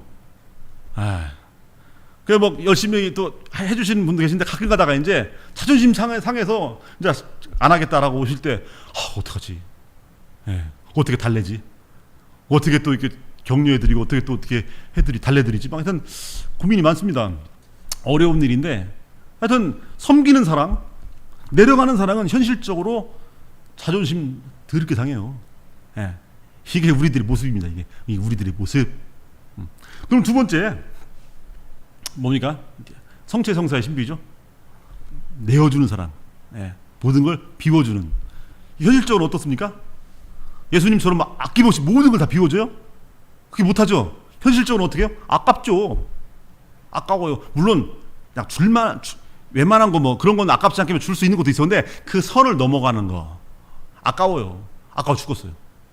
예를 들어서 어느 날 이제 성당에 갔더니 본당 신부님 뭐 아시는 어떤 신부님께서 저기 멀리 아프리카에서 막 선교하시는데 그날 이렇게 오셔가지고 우리 본당에 오셔서 이제 막 정말 눈물 없이 들을 수 없는 그런 막 강론을 하십니다. 그래갖고 아프리카에서 막 많은 사람들 그것도 내전이 일어나고 막 거기서 막 또 제대로 치료도 못 받고 막 이런 거 얘기하면서 당신 선교지의 뭐 상황을 얘기하면서 이제 그날 또 특별히 2차 헌금 딱 건단 말이에요. 그걸 듣고 감동. 그래 오늘 2차 헌금 내자. 그래갖고 지갑을 딱 펴봤더니 여기에 5만 원짜리 하나랑 5천 원짜리 한 장이 딱 있어요. 5만 원짜리는 엄마고 5천 원짜리 아들이죠. 이 신사임당이랑 율곡이 이 모자지간. 그래 내가 큰 맘 먹고 2차 헌금 아들을 내겠다. 아들 율곡이 5천 원짜리. 요거 내가 예정이 없던 건데 5천 원짜리 내가 우리 저기 고생하면서 선교하시는 신부님 위해서 뭐 내야지 하고 딱 진짜 기쁜 마음으로 냈어요. 성체성사의 신비 비워주는 거니까 냈어요. 그리고 집에 가다가 마트에 들려갖고 이제 장볼 일이 있어갖고 그래서 오늘 가서 집에 들어가다가 뭐 사야 돼, 뭐 파도 뭐 사고 뭐도 사, 마늘도 사고 뭐도 사고 막 이것저것 한 다음에 쪽지에 적어왔어요. 딱 보고 마트에 들러서 성당 끝나고 마트에 들러서 다 산 다음에 카트에다 놓고 하고 계산하려고 한 다음에 계산대 하고 지갑을 딱 열어봤는데 아들이 있네. 엄마는 없고 5만 원짜리 어디 갔지? 5만 원짜리? 아까 낼 때 깜빡해 색깔이 비슷해서 깜빡해갖고 5만 원짜리 낸 거예요. 5만 원짜리를. 5천 원짜리 내려고 했는데 그거 어떻습니까? 아이씨, 예? 아우씨, 잘못 봤네. 예. 5만 원짜리네. 그래갖고 다시 물건 다시 갖다 놔야죠. 아이씨, 그냥 5천 원으로 살 수 있는 것만 적당히 사고. 예. 그러면서 속으로 어떻게 합니까? 아까운 마음이 있지만 그래 그냥 잘했어. 그래 그 신분이 얼마나 고생하시겠어. 그냥 정신승리 해야 되는 거야. 정신승리. 어느 날 신설분당에서 어느 날 성당을 져야 되니까 막 그래갖고 이제 이창금도 걷고 하는데 괜히 마당에서 빨리 집에 올 걸 마당에서 얼쩡얼쩡 거리다가 분당 신분이 좀 보자고 해서 갔더니 그거 좀 몇 구자 좀 해달라고 했는데 보니까 우리 형편이 1,000만 원을 해달라. 1,000만 원을. 아나 어떻게 아유 1,000만 원 생각도 못하고 적당히 한 뭐 300만 원 정도 생각하고 있는데 1,000만 원 그런데 신부님이 막 하면서 막 손 잡으면서 막 이렇게 해달라고 하니까 어떻게 또 그 신부님 얼굴을 보여갖고 그냥 알았습니다. 그래갖고 1,000만 원 하는 수 없이 신부님 얼굴 때문에 그래갖고 또 맡은 또 본당 책임도 있고 그러니까 1,000만 원 딱 쓰고 집에 오면서 아유 빨리 집에 올 걸 괜히 거기서 얼쩡거리다가 아유 300이면 될 걸 막 1,000만 원 냈네 에이씨 이러는 거죠. 하지만 어떡합니까? 그래서 집에 와서 계속해서 머릿속으로 그래 하늘의 보화를 썼는 거야. 하늘의 보화를 썼는 거야. 지가 그냥 자기 신변 걷는 거예요. 사람은 원래 이래요. 기꺼이 막 가진 걸 다 막 털털 털어서 막 모든 걸 베풀고 뭐 부자 청년에게 예수님께서 하신 말씀처럼 막 가진 걸 다 팔아 가난한 사람에게 나눠주고 나를 따라와라. 그렇게 못 살아요 우리. 네, 못 살아요. 아까워요. 어느 선까지는 괜찮은데 그 선을 넘어가면 5천 원은 괜찮은데 5만 원은 아깝고 300만 원은 괜찮은데 1,000만 원은 너무 아까워요. 사람은 그래요. 이게 현실입니다. 비워주는 사랑, 아까워요. 자, 세 번째 뭡니까? 변치 않는 사랑. 십자가의 신비죠? 변치 않는 사랑. 현실적으로 어때요? 현실적으로 불편해 죽겠어요. 불편해요. 원수까지 사랑하라고요? 어느 날 성당에서 정말 꼴보기 싫은 놈이 하나 있어요. 내가 쟤만 없으면 정말 신앙생활 잘하겠는데 성당만 가면 저 인간이 보이고 발 뒤꿈치도 미워 죽겠어요. 그런 놈이 있어요. 그래가지고 그냥 미워 죽겠는데 가능한 안 부딪히려고 그러고. 근데 어느 날 연말에 신부님이 좀 보자고 그래서 딱 갔더니 이제 그 사목회 새로 구성하는데 좀 본당 사목회장을 좀 맡아달라고 그래갖고 신부님 저는 그런 거 할 감이 아닙니다. 저 너무 부족하고 막 아닙니다. 좀 제발 맡아달라고 그래갖고 신부님이 사정 그러니까 이제 사목회장을 맡았어요. 그래가지고 어느 날 사목회 때 딱 갔더니 내가 비기 싫어하던 그 꼴비기 싫은 놈이 총무가 됐네? 사목회장이랑 총무는 완전 단짝으로 같이 막 일해야 하잖아요. 그래갖고 그날 밤에 다시 신부님 찾아가서 도저히 못하겠습니다. 라고 하자 다시 신부님이 사정하고 다시 막 그래가지고 할 수 없이 집에 와서 고민하다가 이제 할 수 없이 1년만 해야지. 나 하면서 근데 1년 후에는 또 신부님이 더 계속해갖고 더 해달라고 해서 하게 되겠지만 어쨌거나 정말 불편하고 마주치기도 싫고 하는 사람이지만 할 수 없이 거기서 그 사람 얼굴 보면서 얘기 나누고 해야 되는 거죠. 억지로. 불편한 거예요. 불편한 거. 원수를 사랑하라? 불편해요. 이게 현실입니다. 네 번째 뭡니까? 끝나지 않는 사랑. 부활의 신비 끝나지 않는 사랑. 현실적으로는 뭐예요? 지겨워요. 지겨워. 이문세의 노래 뭐가 있어? 옛사랑에. 사랑이라는 건 지겨울 때가 있지. 어느 며느리가 아주 늙으신 시어머니 연세는 드셨는데 치매가 오셨어. 치매. 그래갖고 또 움직이도 거동도 못하시고 몸져 누워 계신 또 치매까지 걸리신 그 어머니를 10년 동안 수발했어요. 똥오줌 다 받아가면서. 그럼 마음속에 어떻게 생각합니까? 이제나 저제나 빨리 좀 돌아가셨으면. 그죠? 긴 병에 효자가 없죠. 10년. 그런데 또 마음에 빨리 돌아가셨으면 하는 마음이 생기면 또 죄책감도 생겨요. 죄책감. 우리 어머니 옛날에 우리 위해서 그렇게 그러셨는데 지금 몸도 누워서 저렇게 병들어 계신데 그걸 또 내가 좀 편하자고 또 빨리 돌아가셨으면 이런 생각을 또 했구나 하면서 또 마음속에 죄책감 느껴갖고 또 고해성사 보고 이렇게 계속 반복하면서 하는 거예요. 이렇게 성사 보다가 또 너무 힘드니까 빨리 좀 돌아가셨으면. 근데 안 돌아가셔요. 쌩쌩이야. 그러면 뭐예요? 지겹죠. 지겨워요. 이게 빨리 끝났으면. 이게 우리 현실입니다. 자, 뭐예요? 자존심 상하고, 자존심 아깝고, 불편하고, 지겨워요.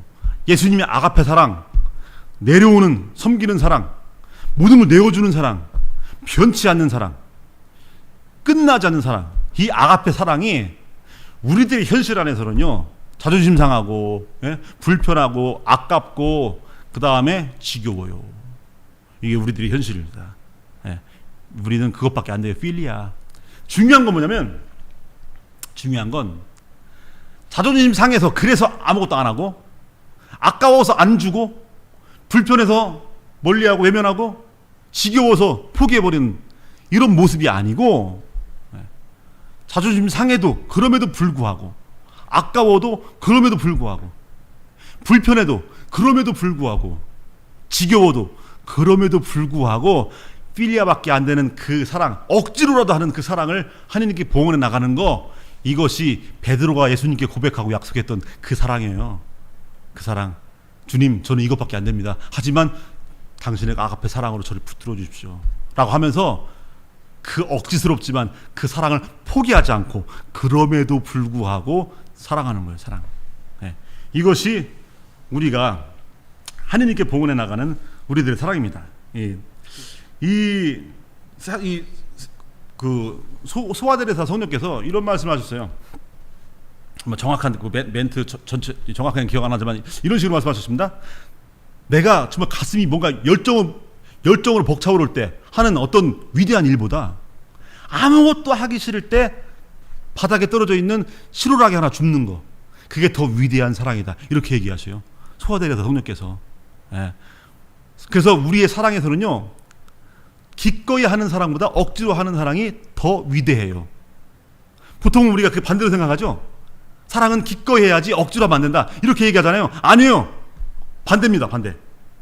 기꺼이 하는 사랑은 대부분 어떤 겁니까? 우리가 내 마음이 내키는 거, 나에게 잘해주는 사람, 내 마음에 드는 사람에게는 잘해줘요. 예수님도 그건 아무나 한다고 그랬죠.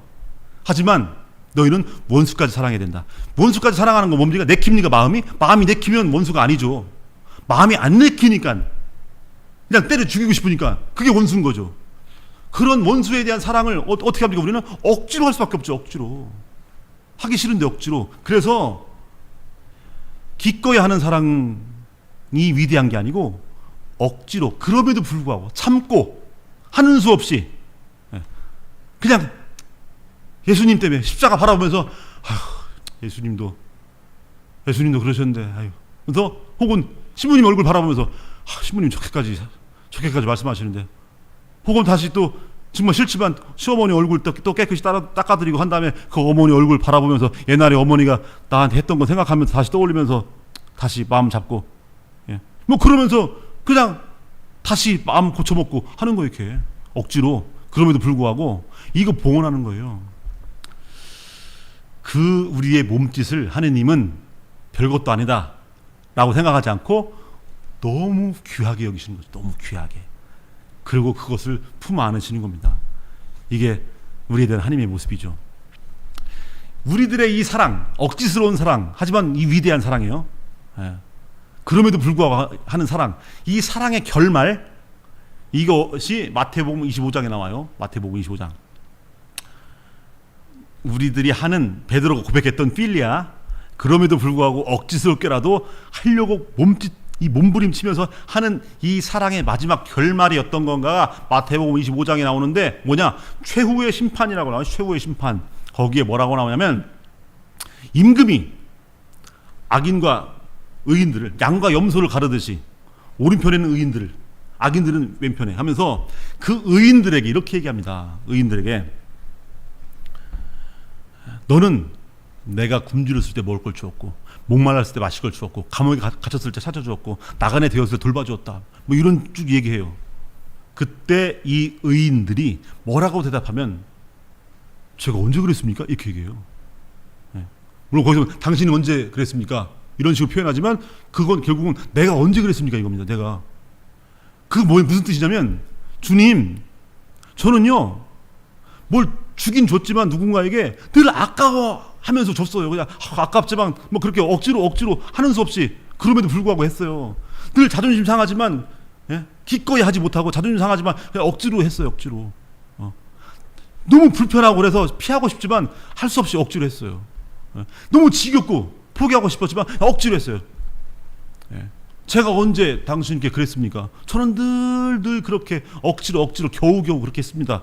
라고 할 때 뭐라고 하냐면 예수님께서 복음서를 보면 네가 네 주위에 가장 작은 이에게 해준 것이 나에게 해준 거다 이렇게 표현하지만 이걸 다시 오늘의 맥락으로 다시 재해석하면 이렇게 얘기할 수 있죠. 네가 그렇게 하기 싫어도 참아가면서 그럼에도 불구하고 억지로 한 거 그것이 곧 나에게 해준 거다 이거죠.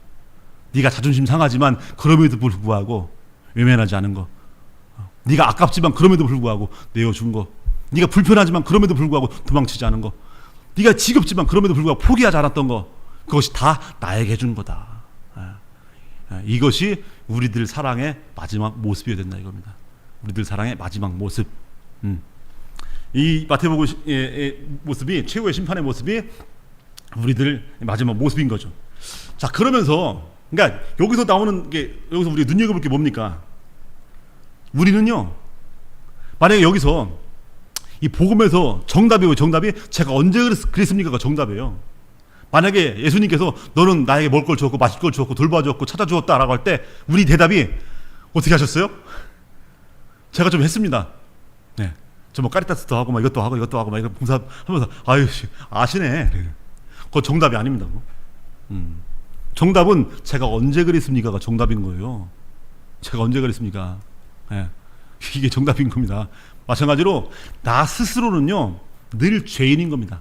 하나님의 그 아가페 사랑 앞에서 베드로가 자기를 죄인으로 느끼면서 저는 이것밖에 안 됩니다라고 고백할 수 없었던, 당신 없이는 저는 아무것도 할 수 없습니다라고 하면서 자신의 한계를 하나님 앞에서 고백할 수 없었던 저는 죄인입니다 라고 하는 이 고백이 우리는 죽을 때까지 고백을 할 수밖에 없어요. 제가 가진 것은 100데나리온 밖에 없습니다. 1000달란트는 엄감생심 저는 못합니다.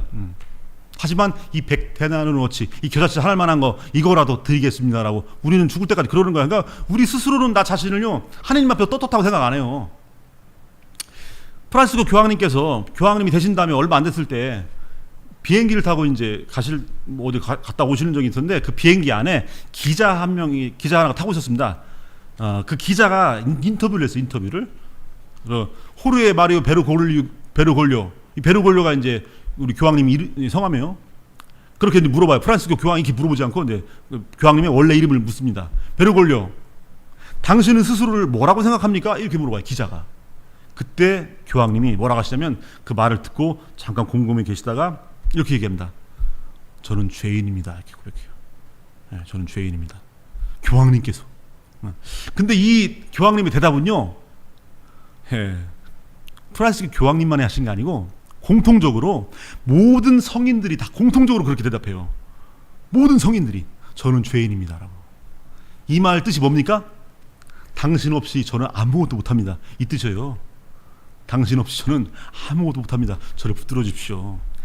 베드로의 고백이었어요. 넌 나를 사랑하냐 할 때, 예 주님, 저는 당신 사랑합니다. 이렇게 우리말로 번역되지만 아까 제가 쭉 설명드렸던 거 바로 그 필리아, 당신의 그 아가페 사랑으로 저를 붙들어 주십시오.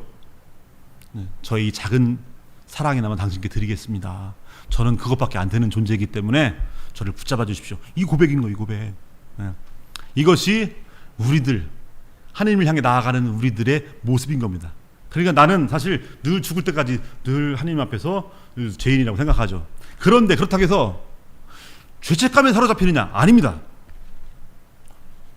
하나님의 그 지고지순한 사랑 앞에서 나는 필리아밖에 안 되기 때문에 늘 죄책감 속에서 자괴감 속에서 사느냐? 그게 아니에요. 베드로가 죄책감과 자괴감 속에 있었을 때는 암흑의 사흘, 죽음의 사흘이었죠. 예수님이 죽으신 다음에 부활하기까지 사흘. 이때는 그랬어요. 근데 예수님을 만나고 부활한 다음에 베드로가 모든 걸 깨달았을 때, 나는 하나님 없이는 아무것도 할 수 없구나라는 깨달았을 때 베드로는요 죄책감이 아니고 죄의식. 프란시스코 교황님께서 고백하셨던 저는 죄인입니다. 죄의식. 모든 성인들이 고백했던 저는 죄인입니다. 이게 뭡니까? 죄책감이 아니고 죄의식. 뭐예요? 죄의식과 죄책감은 다릅니다. 뭐냐면 죄책감은 뭐를 보느냐면 내 죄를 보는 것이 죄책감이에요. 죄의식은 하느님을 보는 게 죄의식이에요. 우리 삶은요, 우리가 이 사랑의 여정을 우리가 걸어가야 되는 건데, 지금까지 사랑에 대해 얘기했죠. 우리가 걸어가야 할 사랑의 여정은 곧 회심의 여정이기도 한데, 이것은 빛으로부터 멀어지는 게 아니고, 어둠으로부터 멀어지는 게 아니라 빛을 향해 나아가는 삶이에요. 어둠으로부터 멀어지는 것과 빛을 향해 나아가는 것이 똑같은 것처럼 생각하지만 틀립니다. 두 개가 달라요. 전혀. 예, 달라요. 어둠으로부터 멀어지는 거는 자꾸 어둠만 봐요. 내가 저러지 말아야 돼, 이러지 말아야 돼, 또 이랬네, 왜 그럴까 하면서 자기 스스로를 혐오하고 자기 스스로를 단죄하고 죄책감에 사로잡혀요. 예. 유다가 자살해버렸죠. 죄책감 때문에. 하지만 그 빛을 만난 베드로는 살아나요. 예. 그러면서 끝까지 그 빛을 향해 나아가요. 죄의식. 예. 빛을 향해 나아가는 건 어둠을 보는 게 아니라 빛을 바라봐요. 늘 빛을 바라봐요. 모티브, 동기가 뭐냐? 나에 대한 혐오가 아니라 빛에 대한 기대, 열망, 믿음, 사랑. 우리 믿음과 소망, 사랑은 향주 삼덕이라고 하죠. 빛을 향해 나아가는 원동력이에요. 그 빛을 바라보고 항상 기대에 차 있고, 야, 내가 지금 아직까지 여기서 뭐 하고 있어? 빨리 가야지. 저렇게 좋은데 내가 머무르지 못하고 내가 아직까지 왜 이러고 있지? 라고 하면서 그 빛을 향해 나아가는 거. 그래서 그 죄의식 안에는요, 항상 기대에 차 있죠. 희망에 차 있어요. 그런데 빛을 바라보지 않고 자기 죄만 바라보는 사람은 혐오감, 네, 죄책감 속에서 자기 안에 갇혀버리고 더 나아가지 못하고, 네, 마치 이 죄의 노예가 되는, 감옥에 갇혀 있는 것처럼 그렇게 살아갈 수밖에 없는 거죠. 우리들은, 우리들의 사랑의 여정은 사랑이신 하나님을 늘 바라보고 부족한 나 자신을 하나님께 온전히 내 것과 맡기면서 그 기대 속에서 한 걸음 한 걸음 걸어가는 거. 그런 우리를 주님께서 당신 사랑으로 끝까지 함께 해주시겠다고 약속했던 거죠. 그래서 우리는 그렇게, 저는 이것밖에 안 되는 사람입니다 하지만 그건 죄책감으로서가 아니라, 하나님께 온전히 내어 맡기는 그 자세로서 그 하나님을 향해 나아가는 거죠. 그렇게. 그 우리들 바라볼 때 하나님께서 맨 마지막에, 그래, 너는 나 닮았구나, 이렇게 해주시는 거. 이렇게 내가 스스로 하나님 닮았다고 자부하고 막 잘난 체하고, 어떻게 하셨어요 하나님? 제가 사람들한테 이렇게 베풀고 이렇게 한 거 어떻게 하셨어요? 이게 아니고, 저는 죄인입니다라고 하는 고백 안에서 하나님을 자기도 모르게 닮아가는 거예요. 노세일 호손이라고 하는 그 미국 작가의 대표적인 그 소설 중에 단편 소설입니다. 큰바의 얼굴이라고 하는 게 있어요. 큰바의 얼굴.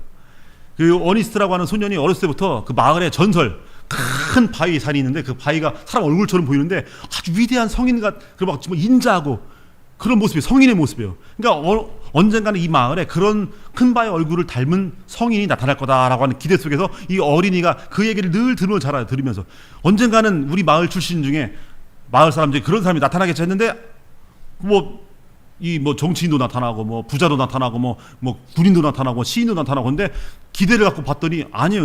그들은 아니에요. 이 사람이, 이 어니스가 나이를 먹고 이제 어느 날 마을 회관에서 설교를 하는데 어느 시인이 그 어니스트의 얼굴을 보고, 늙은 이제 설교를 하는 어니스트의 얼굴을 보고, 와, 큰바의 얼굴 닮았다 이러죠. 하지만 그 어니스트는 정작 자기가 큰바의 얼굴 닮았다고 생각 안 하고, 언젠가는 우리 마을에 그렇게 큰바의 얼굴 닮은 사람이 나타나겠지 하고 이야기가 끝납니다. 그런 거예요. 어니스트라는 소녀는 자기 스스로가 큰바의 얼굴 닮았다고 인정을 안 해요. 하지만 사람이 알아보는 거예요. 다른 사람들이 알아보는 거예요. 나 스스로는요, 늘 억지스럽게, 그럼에도 불구하고 사랑하는 작은 필리아밖에 안 되는 사랑을 늘 하나님께 봉헌하면서 억지스럽게 했다고 늘, 하나님께 저는 저희 그 부족함만이라고 드리겠습니다라고 나는 스스로를 늘 부족하다고 생각하지만, 주변 사람들이 저를 뭐라고 하냐면, 참 저 사람은 진짜 천주교 신자다.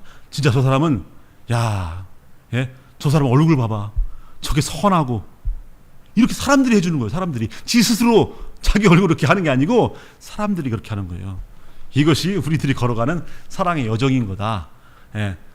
이 예수님 발에 향유를 붓는 여인의 이야기가 나오죠. 우리들의 사랑은 그 향유와 같아서 예수님 발만 향기가 나는 게 아니잖아요. 그 여인의 모습 안에서도 향기가 나고 온 방 안이 다 향기로 가득합니다. 마찬가지로 우리가 그 이 작은 사랑을 봉헌해 나가는 이 여정 안에서요, 내 주위에 그 사랑의 향기가 가득하게 되는 거예요. 이게 뭡니까? 이게 선교예요, 선교. 그 여정을 우리가 주님께 봉헌해 나갔으면 좋겠습니다. 그러니까 너무 걱정하지 마시고 그 작은 사랑 주님께 작은 몸부림 봉헌해 나갈 수 있도록 한 걸음 한 걸음 해나갔으면 좋겠어요. 너무 거창한 거 생각하지 마시고, 지금 2분 초과했는데 마무리하겠습니다. 우리 너무 거창한 거 생각해요. 예, 제자들이 예수님께 이 많은 사람들 먹으려면 200데나리어치의 빵이 있어도 모자라겠습니다. 2천만 원이 있어도 모자라겠습니다. 이렇게 해요. 근데 베드로는 니들이 갖고 있는 거 줘. 뭐요? 빵 5개, 물고기 2마리밖에 없는데요? 아, 그거라도 해. 우리들의 사랑은요, 거창한 게 아니에요. 내가 지금 가지고 있는 거, 할 수 있는 거, 줄 수 있는 거, 찾아볼 수 있는 거, 걸어갈 수 있는 거, 이거 하는 거. 이거 빵 5개, 물고기 2마리, 이거 10명밖에 못 먹이는데요? 그거라도 하라고. 그러면 그것들이 모이면 5천명이 아니라 이 지구상에 있는 모든 사람들이 먹고도 남을 수 있는 기적이 일어나는 거죠. 촛불이 모여서 온 세상을 밝히는 것처럼 내가 하늘에 태양을 못 떼도 작은 촛불은 될 수 있잖아요. 그 작은 것을 봉헌해 나가는 거죠. 그 여정을 우리 순교자들의 모범을 본받아서 그 사랑의 여정을 잘 걸어갔으면 좋겠습니다. 여기서 마치겠습니다. 고맙습니다.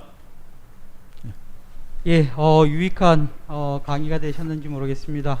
오늘 우리 카리타스 사회복지 종사자들을 위해서 먼 길 와주시고 그럼에도 불구하고 사랑하라는 주제로 강의를 해주신 김용태 신부님께 직원들을 대신해서 감사의 인사를 드립니다. 네, 고맙습니다, 고맙습니다. 신부님. 네, 감사합니다. 예, 잠시 안내해 드리겠습니다. 오늘 교육은 오늘뿐만 아니라 9월 16일 이후에 카리타스 복지교육센터 홈페이지에 업로드를 해드릴 예정입니다. 올려진 영상은 9월 말까지만 보실 수가 있습니다. 그러니까 기관장님들과 실무 책임자들께서는 교육을 듣지 못한 직원들이 녹화 영상을 통해 수강할 수 있도록 해주시면 감사하겠습니다. 그리고 교육을 수강하신 분들은 복지교육센터 홈페이지에 참여 후기 댓글 작성을 부탁을 드립니다. 매월 선정된 댓글 작성자에게는 저희들이 소정의 상품을 전달하고 있으니까 많은 참여를 부탁드리겠습니다. 녹화 영상 수강이나 댓글 작성은 교육센터 홈페이지 활동소식 배움장터 게시글 25번에서 확인하실 수 있겠습니다.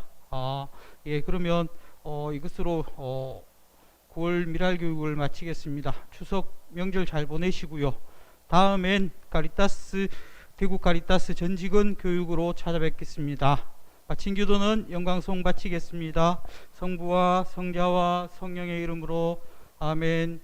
영광이 성부와 성자와 성령께 처음과 같이 이제와 항상 영원히 아멘. 성부와 성자와 성령의 이름으로 아멘. 모두 고생하셨습니다. 사랑합니다.